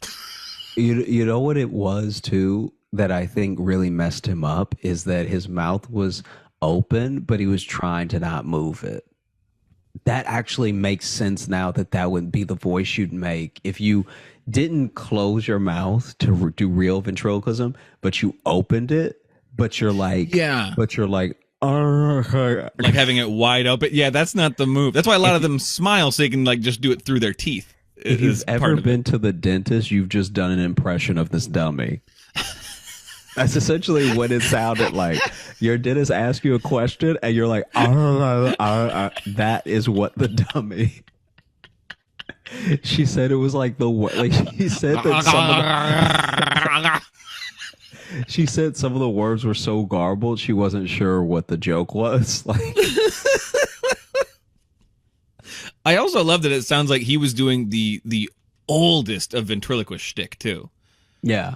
Like that is fucking vaudeville. Like that is old shtick. Let's just say that blackface was normal when that type of act was popular. That's how old your thing is. You're not even hitting the roaring 20s. We're talking 1919. Yeah. There weren't even separate water fountains yet because they hadn't been invented. Yeah. Dude, this was the oldest just and the fact that it was like the fact that for whatever reason, look, killing is killing. The fact that he was killing with the staff is also somehow both impressive and more embarrassing. Oh, absolutely. Absolutely. Because now she is not just his hostage, but everyone's. Imagine you're in a hostage situation and some of the people, you're talking to the negotiator and then some of the people are like, we like it in here. Give us a gun. I'm joining. Like, yeah. Oh, wow. Wow. Yeah. Yeah. That's fucking amazing.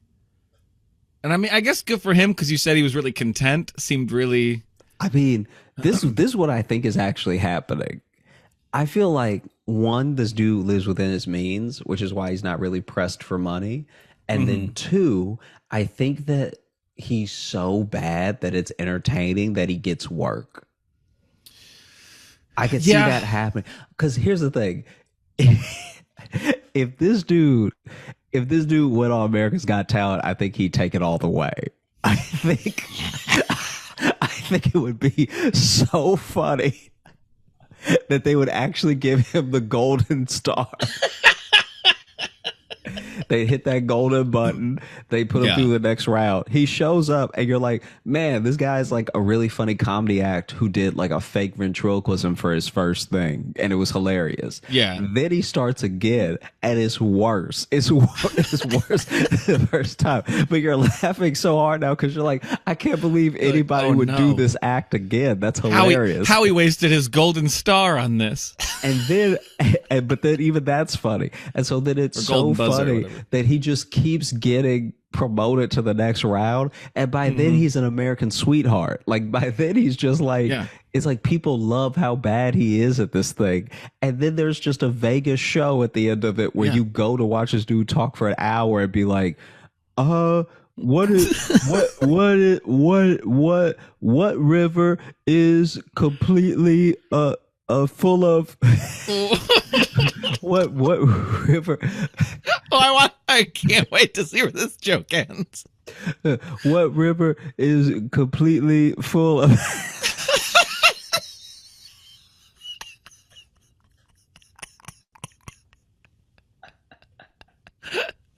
What river is completely full of direct intention?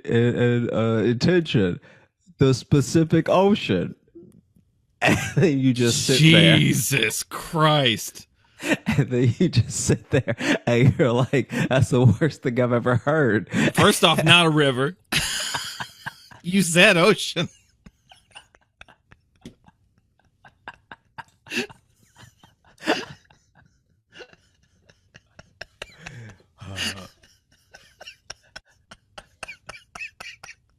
And then next season, suddenly he's a judge on America's Got Talent. You're like, how did he?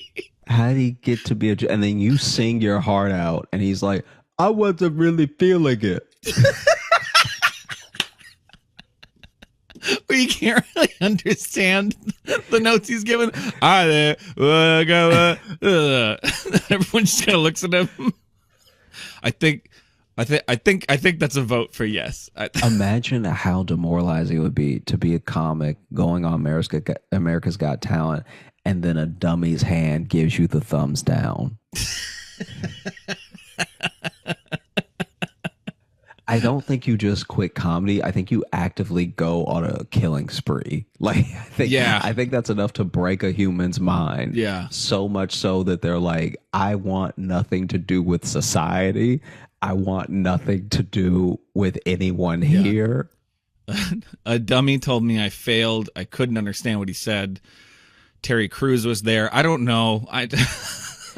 Reality exploded on me.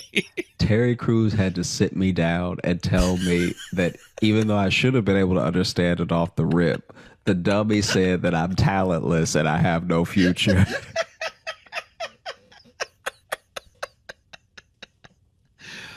Holy shit.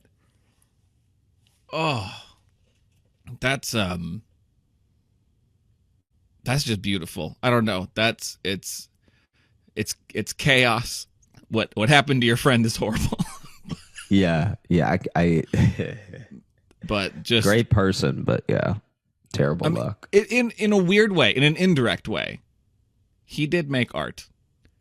Because that moment, that moment is beautiful. Sure enough, absolutely. Holy shit. Please make a bunch of noise right now for my friend Josh Johnson!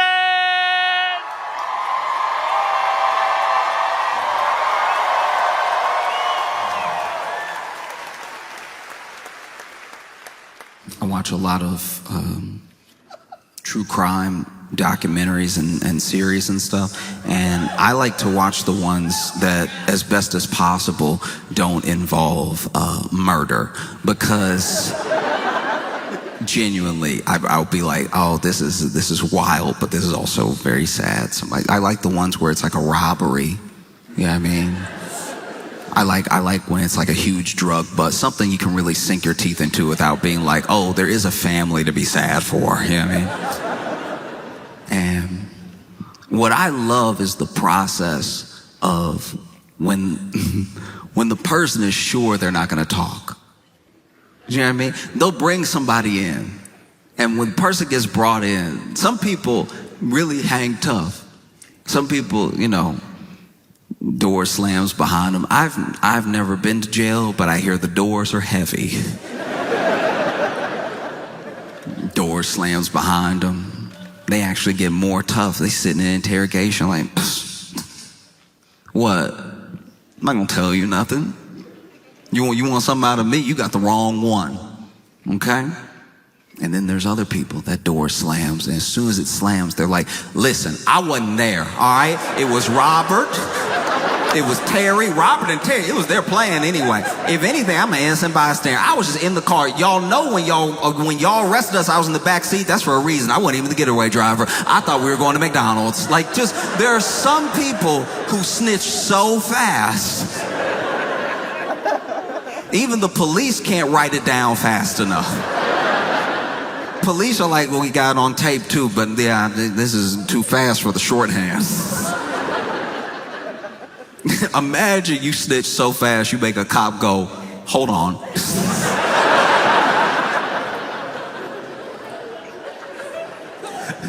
Take a breath. Because you never know who it's going to be. There are some people who were, you know, whether it was gang activity, is mob activity, there are people who are like the run of the litter, and they're the ones that actually hold out. They're like, I'm not telling you anything. I don't even think you have enough on me. Let's play. Let's roll the dice. And then there are people, no matter how tatted up, no matter how affiliated, it might even run in the family. They might be somebody who is third generation, but they don't want to be in prison. They don't want to be in jail. And so as soon as they have the opportunity, they tell them everything. Things they didn't even ask. You see a lot of it, you know? Then you have people who at first don't tell. Then they're ready to talk after like a couple years. You know what I mean?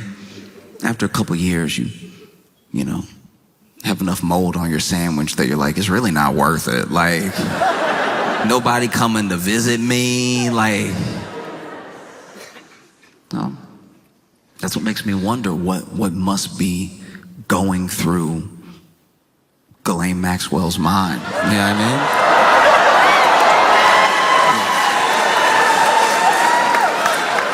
Look,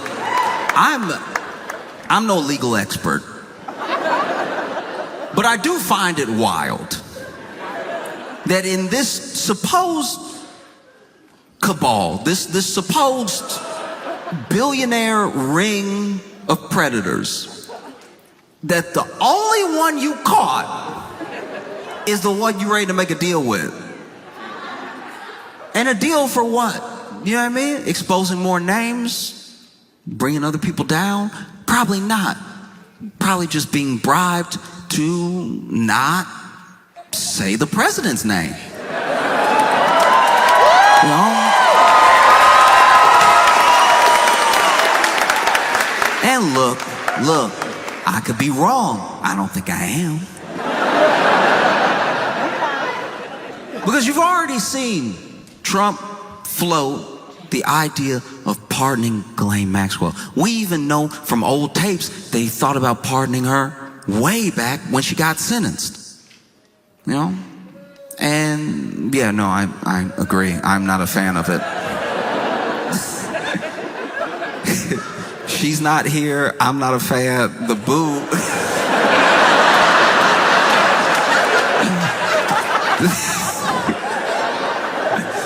I'm this is somebody's essence being booed. Like this.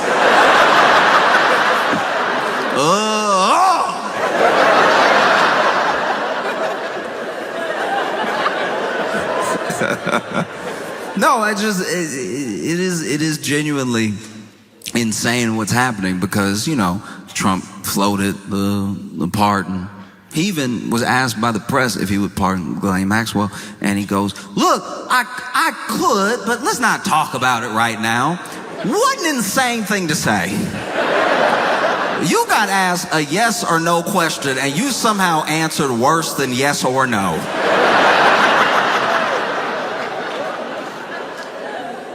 I've never been doing a test and got a true false and put maybe.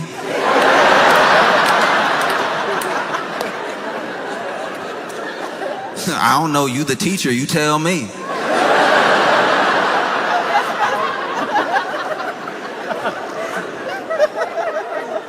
That's insane.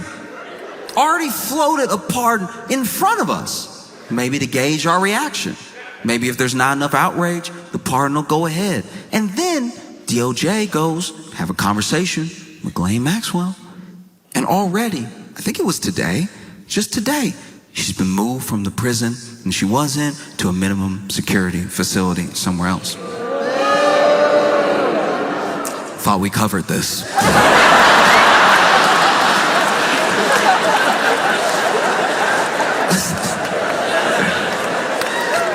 I too hope she can feel your booze.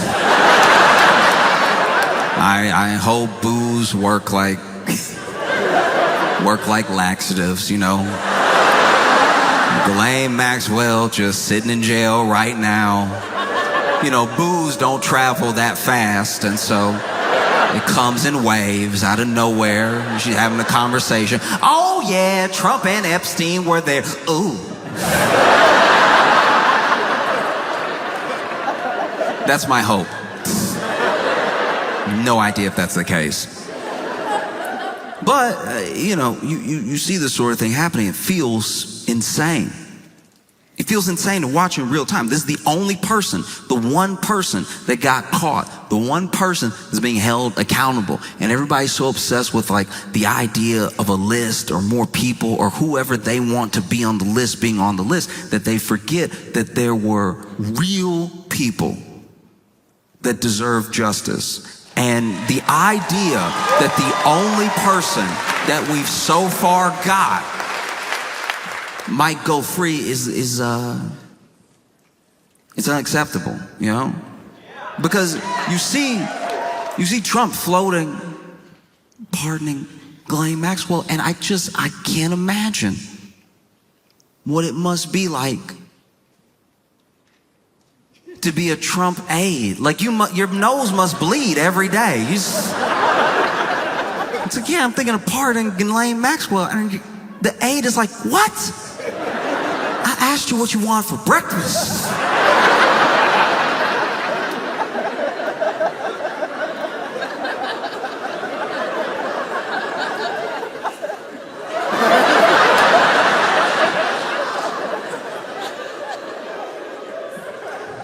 If anything, I think I am a little bit, I'm trying to figure out how to put this. I feel sorry for my friends who didn't see it coming, because they still believed in like a system, and they still believed in like laws, and they believed that jail existed for like a reason, you know? And I am, I'm black. So I kind of saw a good portion of this coming. It's like, anyone who's genuinely shocked that Ghislaine Maxwell might get a pardon and that she's already been moved to a minimum security prison after being convicted, but then talking to the DOJ under like new light.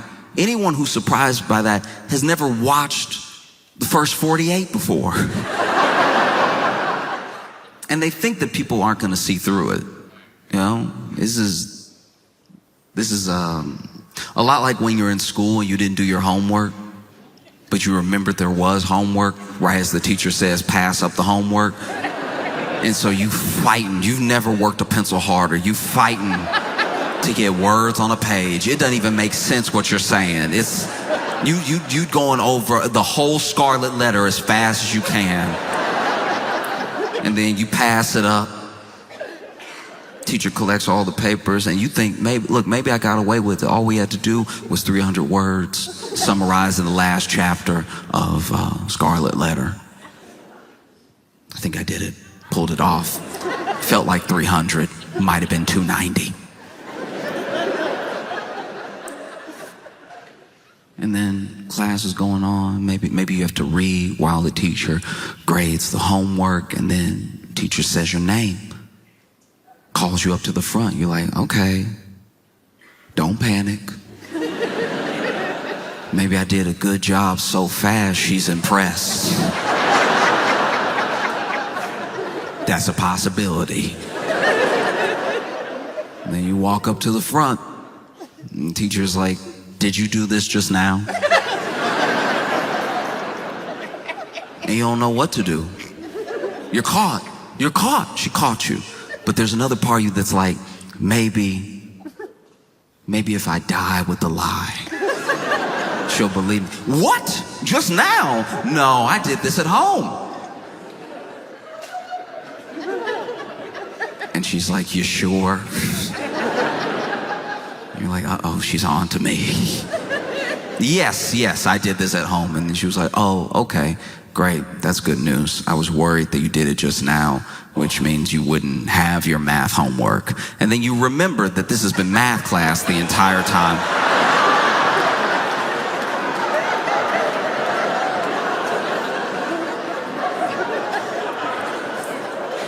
That at least feels like what Trump is going through.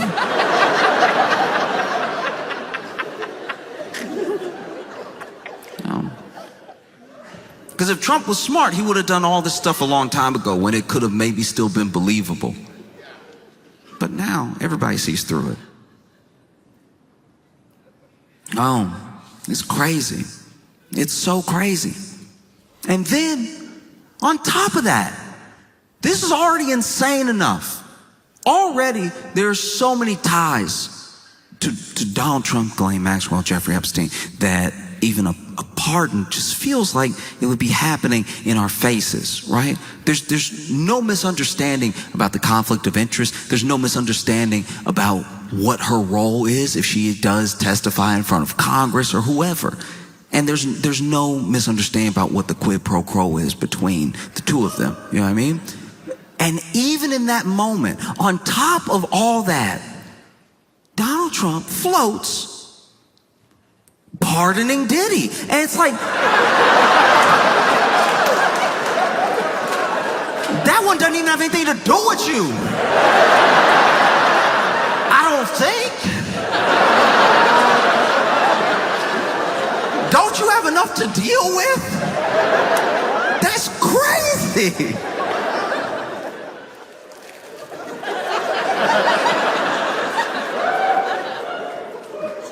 As someone who is not in jail, I'm sweating about everybody who's about to be out of jail. This is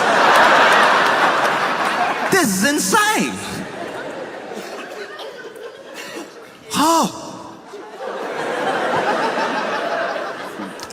So then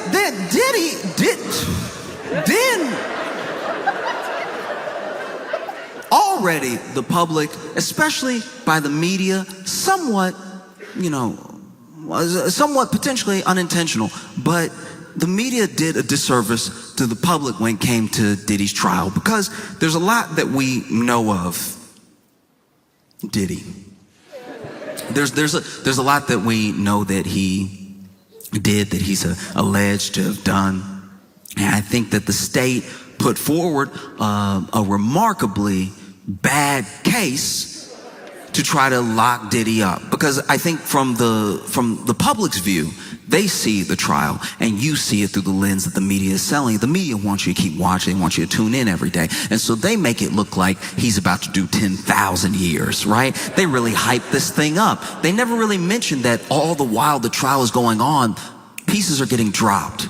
Left and right, charges are getting dropped. There's things that the state is focusing on. There's things that the state is dropping. There's things that we understand that Diddy is at least allegedly done from all the documentaries that came out. You would think that Diddy was 16 OJs, the way that he had documentaries coming out about him every month. Everything Diddy ever did to anybody, they got their own documentary on Tubi, on HBO, on Hulu.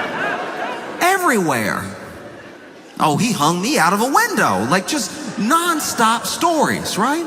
But it's important to remember what he's being charged with and what he's on trial for. So then things would even come up during the trial. Things that are illegal, that they were just talking about plainly, all to get to the thing he's actually being charged with. So as bad as this testimony sounds, as many things that are going on, you have to remember these are not the things he's being charged with.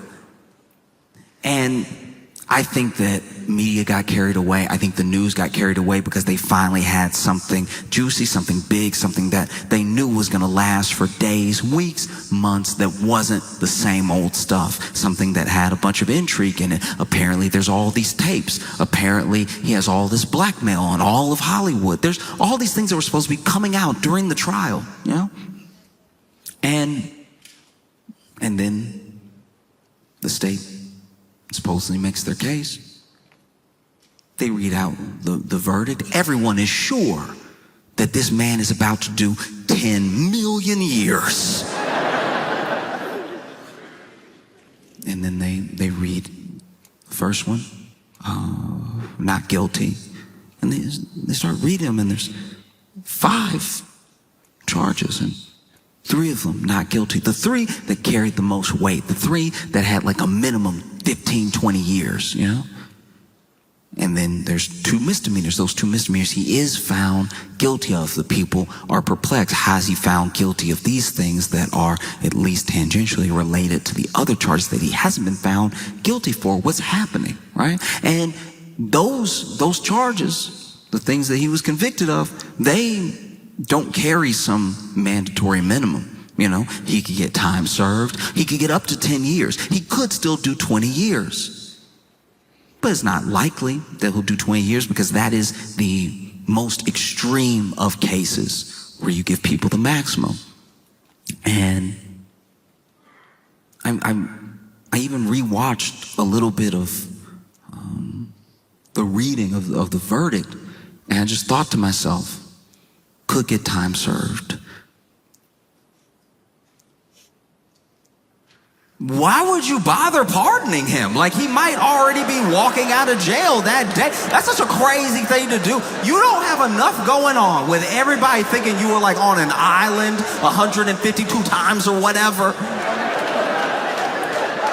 To be a Trump aide, you must need heart medication, because they already try to convince him, look, that looks bad if you just pardon Ghislaine out of nowhere after all this time and everything, after everything she knows and the pictures that y'all are in together, all the pictures that you're in together, all the pictures that you're in together, all the pictures that you're in together, all the pictures that you're in together, the other pictures that you're in together, the pictures that you're in together, all of the pictures that you're in together, plus, she did have 19 phone numbers for you. That's not a good look either.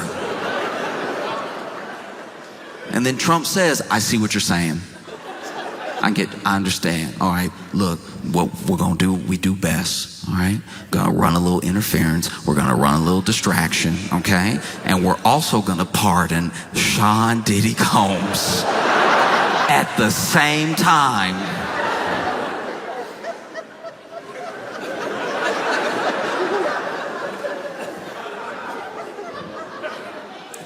Karen, press secretary, must be fighting demons. I can't imagine. Look, everyone, whether it's Kellyanne Conway, it's Sean Spicer, anyone who has had to represent the Trump administration, go out to the press and answer questions. Look, I understand they chose that job. I understand that they chose to be there. But to a degree, you do have to wonder what the conversation is like before they go out. When they get handed a binder, and at the last second, one of the aides says, and he gonna pardon Diddy. So,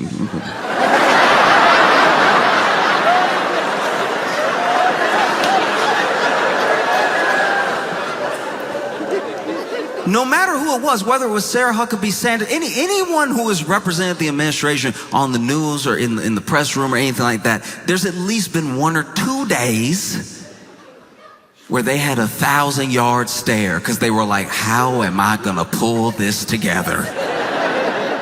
Because look, things came out during Diddy's trial, things that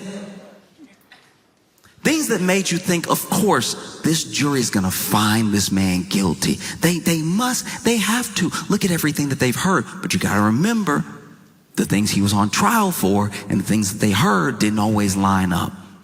There was one day of testimony that truly blew me away in that case, and that's hard to say because plenty of those days were rough to listen to. But there is one day in particular that has stuck with me in a different way than the other days. It was the day that Kid Cudi testified. Now, famously, still somehow allegedly,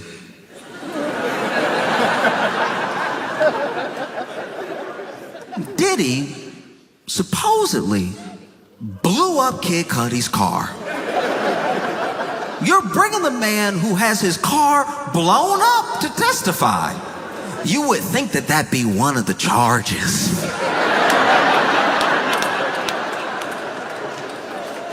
I've never blown up a car in my life. But if I was brought to court to sit and hear testimony of my crimes, I would imagine the car blowing up would be one of them listed. Anyway, they bring in Kid Cudi. Kid Cudi's testifying about the timeline when he dated Cassie, things that happened between him and Diddy. And then he describes a day that is truly harrowing. Kid Cudi is testifying that while he was gone, he was actually, I believe, spending some time with Cassie, that Diddy hears about the relationship, is very upset about it, and Diddy went to and broke into Kid Cudi's house, right? So already, Diddy in your home, that's terrifying.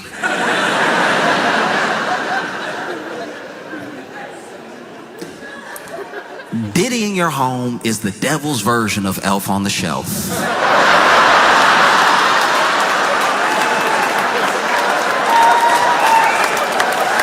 You don't know what he gonna do, you don't know where he gonna be.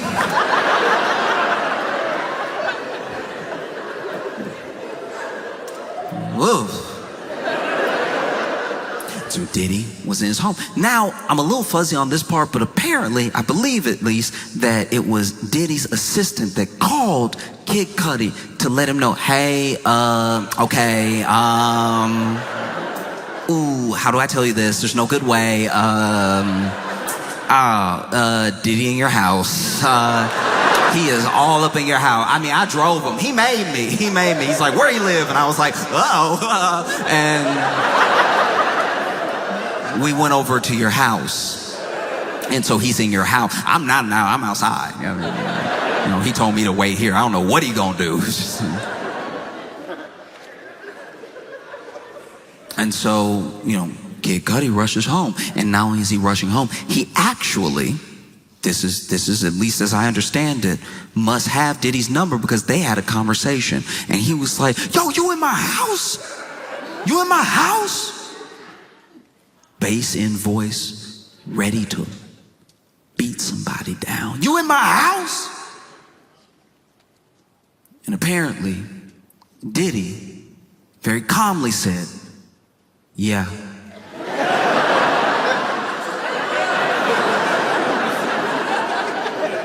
Kid Cudi better than me. If it was me, I wouldn't have a home anymore. If it was me, I'd be like, all right, then you got it. Then that's, I mean, if you're already there. Someone breaking and entering into your home and then calmly telling you they broke and entered into your home is more terrifying than I think y'all are giving it credit for. Because then Cudi, apparently, according to testimony, was like, I'm headed there right now, like ready to really beat this dude down, right? And then Diddy said, okay, I'll be waiting for you.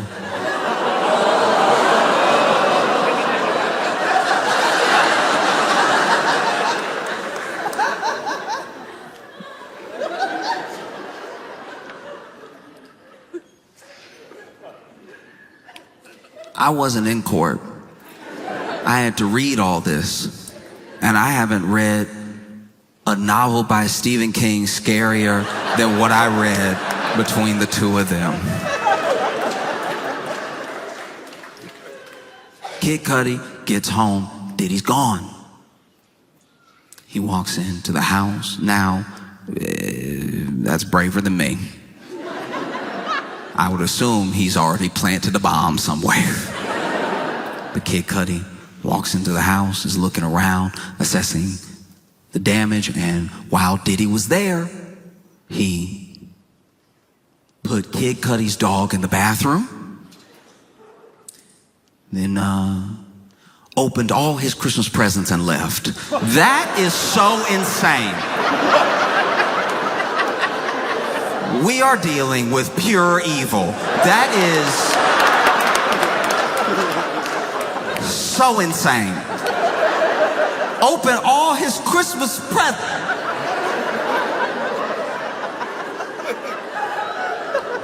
How is he all at once one of the most menacing figures that hip hop has ever seen and a third grade bully? How is it possible that both of these characters hold the same space in the same body? Because that is so particularly evil.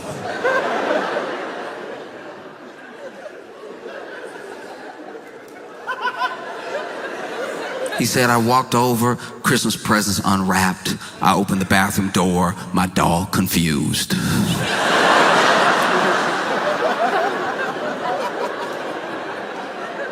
And why wouldn't the dog be confused? Let's, for a moment, if you will, put yourself in the dog's paws, all right? You're a dog. You a dog. You're a dog. And you're at home, chilling, as you should be. And then the door opens. Oh, Papa? No, it's not. It's not the owner that you love. It's Sean Diddy Combs. I don't know what type of dog Cuddy has. I don't know if it's a Scooby-Doo type dog, but I imagine any dog would be like, really?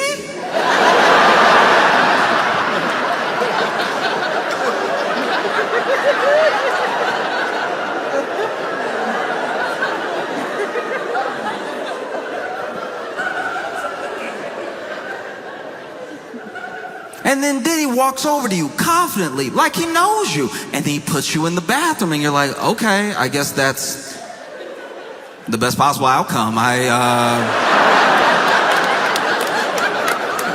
Oh, wow, okay, oof. I thought something way worse was gonna happen. I'm not gonna lie to you. Wow, that's crazy. From what I've heard about you, the bathroom, man, I don't love it in here, but it's better than whatever you're about to do.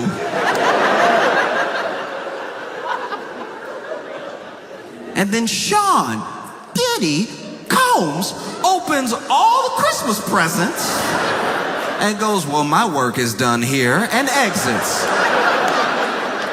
This is how evil what he did is. He already messed up the call to the police. Because now you gonna call the police and have to explain to the police that the only thing that Diddy stole from you was wonder.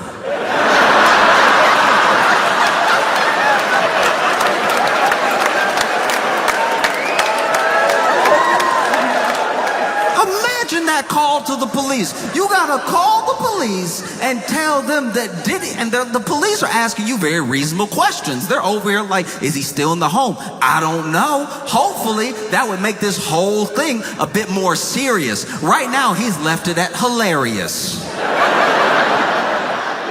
which is a sick thing to do.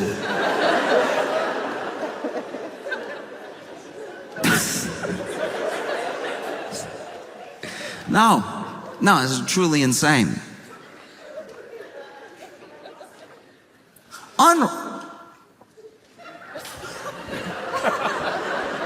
Not even destroyed, unwrapped.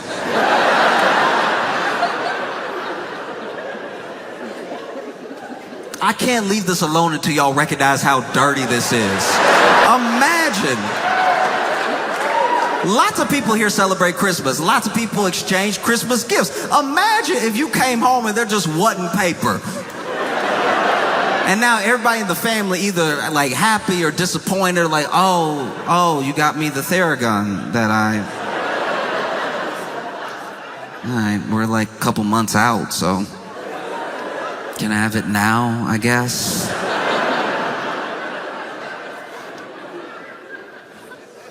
Truly an evil man. And Trump is floating, pardoning Diddy. Even before, this was odd, even before this Epstein stuff popped up, Trump had floated the idea of pardoning Diddy mid-trial. And I was like, I didn't know they went together like that. That's weird. Imagine being a white man in your 80s and your favorite rapper is Diddy.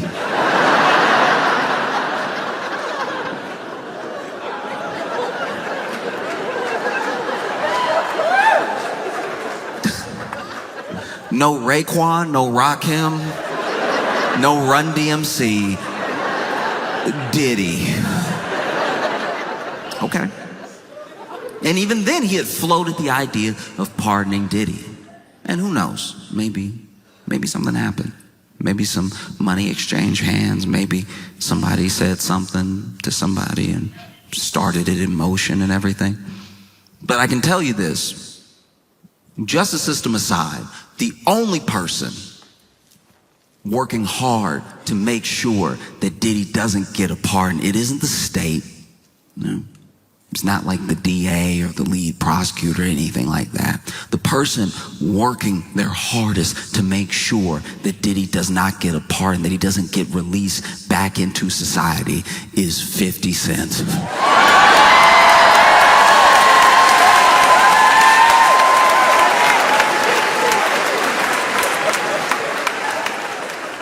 50 Cent was so excited when Diddy was arrested. There's a video. You could watch the video. It's about 8 seconds long, but it's very, very funny. And it is 50 Cent laughing in the car when I guess he heard the news that Diddy had been arrested. And this man is chuckling. The joy. The joy on this man's face. And then he's chuckling to himself and he goes,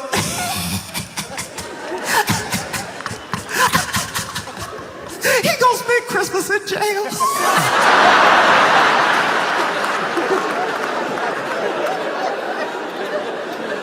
I've never hated anybody that much. That's so good. Oh, he gonna spend Christmas in jail. He was laughing hard. He was laughing the way that sitcoms used to make people laugh. Like, Christmas in jail. And so when 50 Cent heard that Donald Trump was floating pardon for Diddy, he went to work. He did what he does best. He trolled. 50 Cent just started posting everything bad that Diddy ever said about Donald Trump and tagging Donald Trump.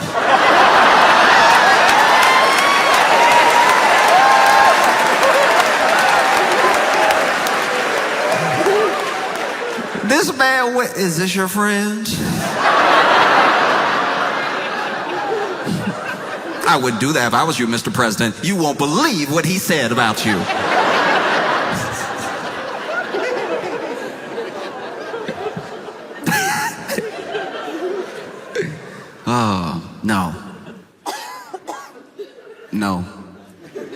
No, Donald Trump, this is not one of your African Americans, okay?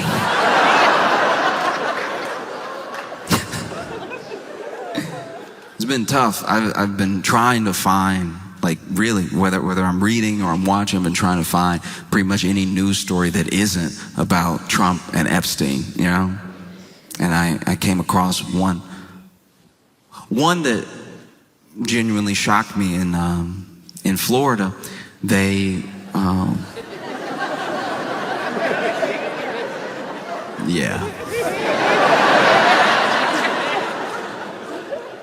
in Florida, the Tallahassee police arrested Chuck E. Cheese at Chuck E. Cheese.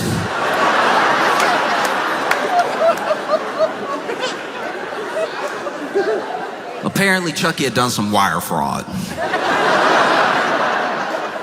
And so the Tallahassee police showed up to the Chuck E. Cheese. And they were ready to take him in, all right? Cuffs already out. And they arrested Chucky mid-birthday party.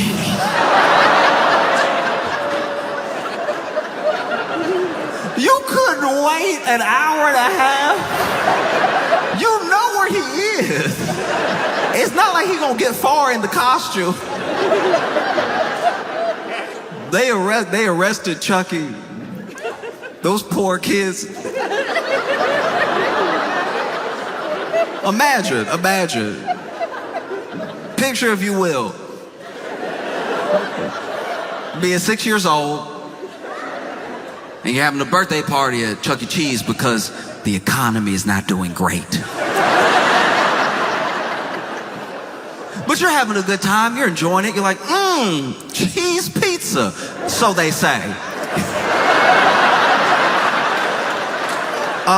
Delicious yum, right? You're just trying to put on a good face. You jump into the ball pit that is not nearly deep enough. The ball pit that is full of children under the balls because every kid thought it was the funniest thing in the world to pop up out of the balls, but that meant that the ball pit was actually a hard surface because it's made of bodies. You jump into the ball pit doing like a big old face plant thinking you're gonna slide down into the balls, and you just bang heads with another child. You get out of the ball pit concussed. Chucky offers you a flat Diet Coke.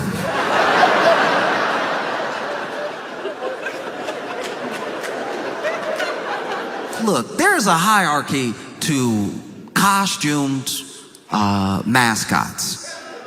Now, the most athletic are gonna go to teams.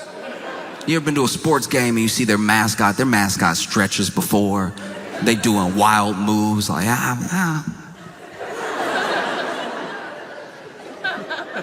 You go to Disney, there's a lot of walking, but it's a lot of poise. It's a lot of like the stances, you know. You get somebody that's doing goofy, and they're really doing goofy. They got the, you know what I mean?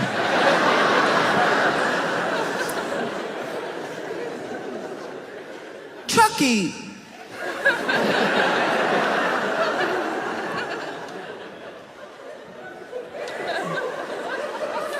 Chucky, as far as like costumed mascots go, Chucky doing a lot of the same.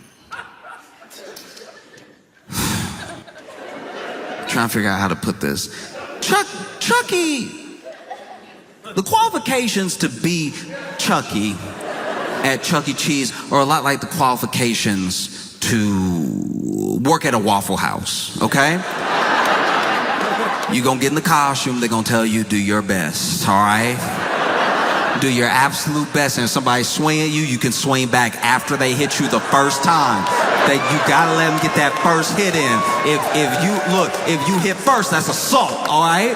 And you'll be fired. But look, if they put hands on you first, then hey, you gotta get it how you live and go ahead and swing on them.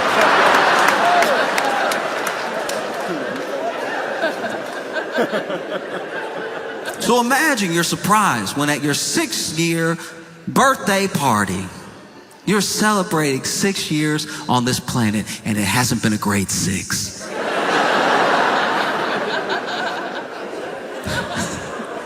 You're a little too young to like remember COVID, but you know mom and dad are weird.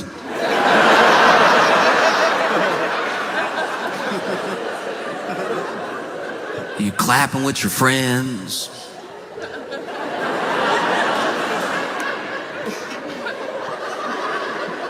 And Chucky's doing his thing, trying to like find the beat.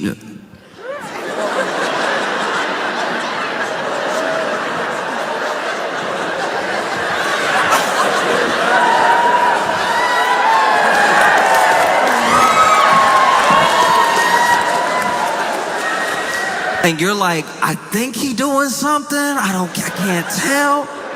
And then the Tallahassee police walk in.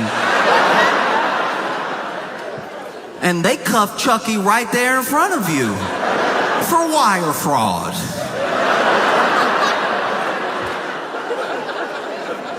Y'all couldn't wait. You know where he works. He wasn't gonna get away. No, we gotta cuff him right now in front of the children. Traumatize them. Nah, forget these kids. We gotta dish out justice real quick. Now the kids distraught. They over. You know that? Okay, all right.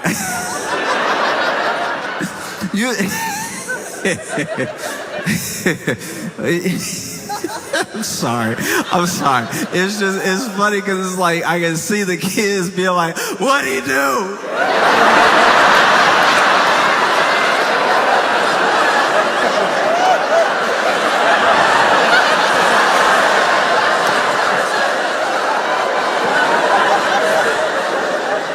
What'd he do?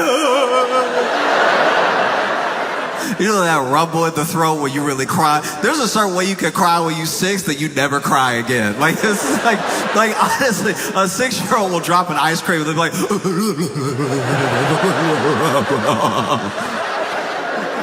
just mixing Disney voices, half Ursula, half Jafar.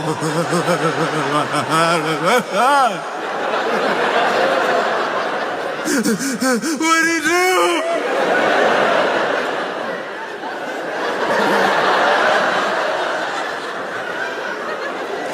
Let him go, he ain't did nothing. Kids out here vouching for him. He was here the whole time.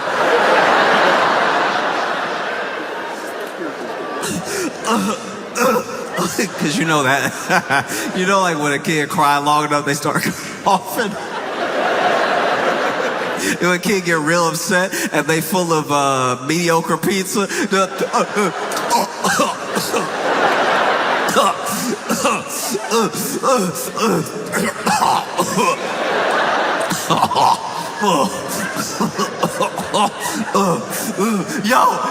Yo, free Chucky!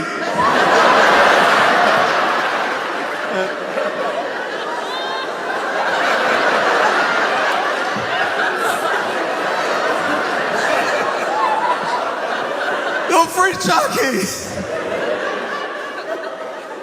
Oh. Now you getting arrested at Chuck E. Cheese, they perp walking you slow just to embarrass you. Y'all really couldn't wait till he got out the costume too, because you know he can't walk fast with those feet. He still got the costume feet on and everything. So now they over here.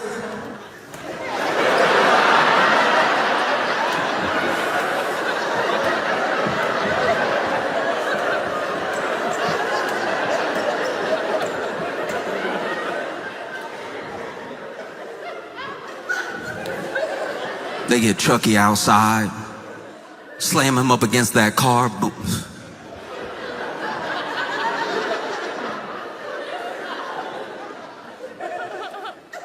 Patting Chucky down. Why you need to pat Chucky down? That would be wild though. Chucky had like a full-on Glock on him, like this. That would be crazy. If Chucky he doesn't care where he is. He could be at Chuck E. Cheese. He could be in the streets. He keep that thing on him.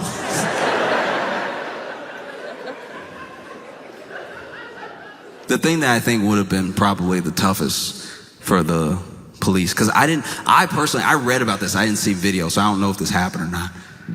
But it would be hard. It'd be very difficult to, open up that car door. And when they walked him out, they did it in full costume, like the head was still on. Like,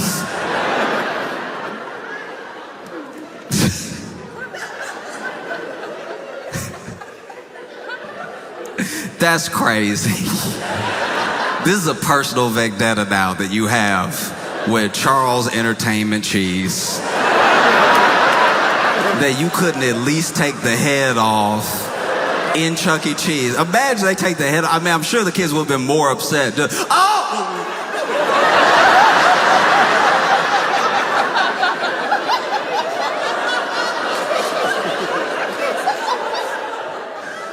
Black.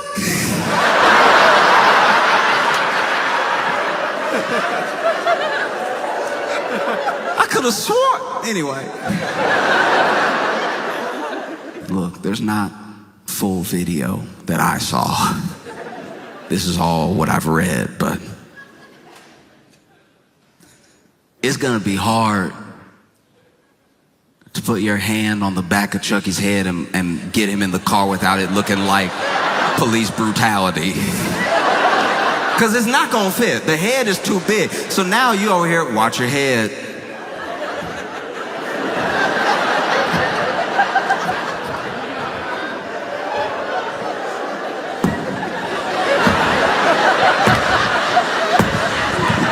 at the glass of the door. You know how Chuck E. Cheese built. They had the glass like, no!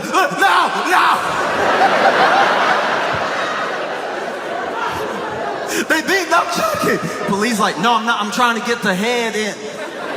No, he won't fit. He can't even feel it like that. No, don't do that. Everybody start recording. Look what they doing to Chucky, y'all.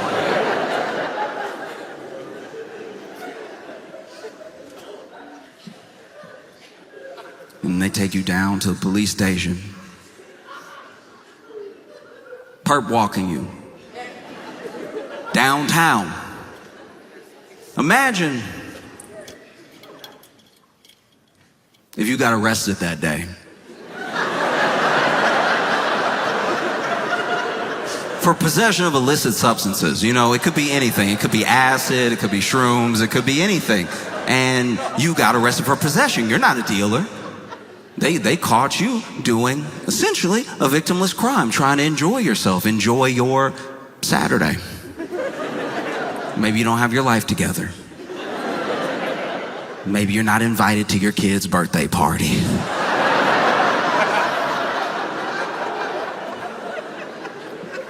And you get arrested, you're sitting downtown, waiting to be processed, and then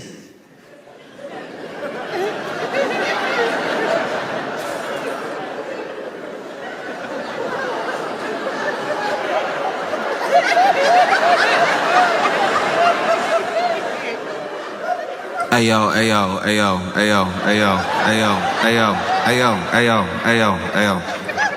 I know I got a right to remain silent.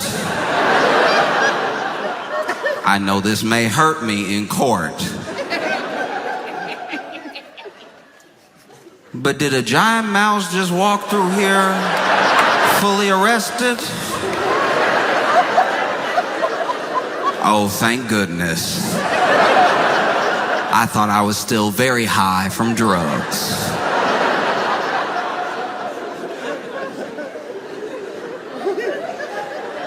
It's insanity. You know what I mean?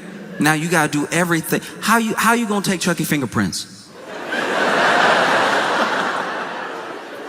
These aren't even functional. I don't know if they feet or hands, but they're not. Mug shot too. Those mug shots are cold.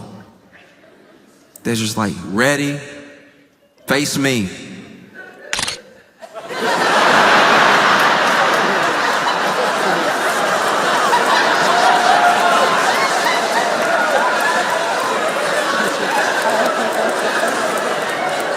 Turn.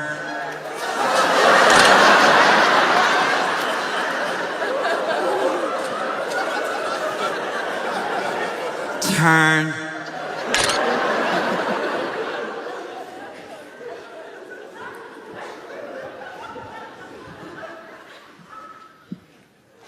No. Now you gotta sit in holding. Imagine, all you did was get a little drunk. Maybe you get into a fight at a bar, you sitting in the drunk tank, and the only other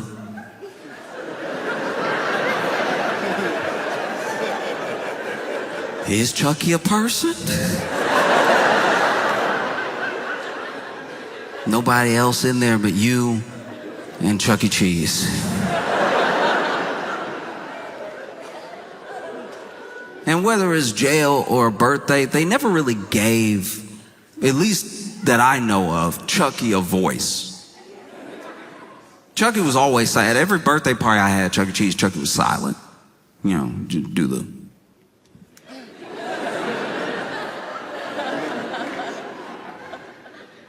Imagine you're sitting there with Chuck E. Cheese in jail. You're wondering how your life took this turn.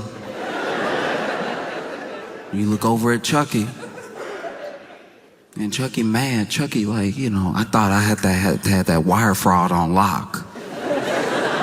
I'm wondering who snitched. I'm wondering what went wrong, yeah? You look over at Chucky, and Chucky's like, what you looking at, dog?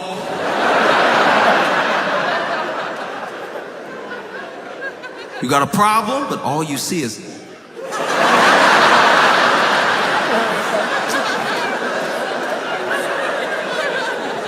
Yo, you want step, step.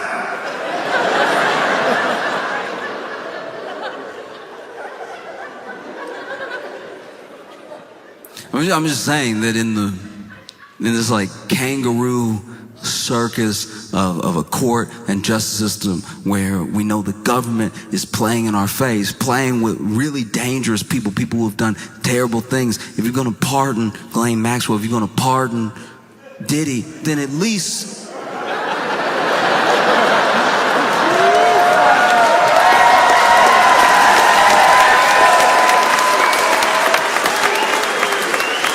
yo, free Chucky, all right? Denver, y'all been phenomenal. Thank you so much. I appreciate y'all.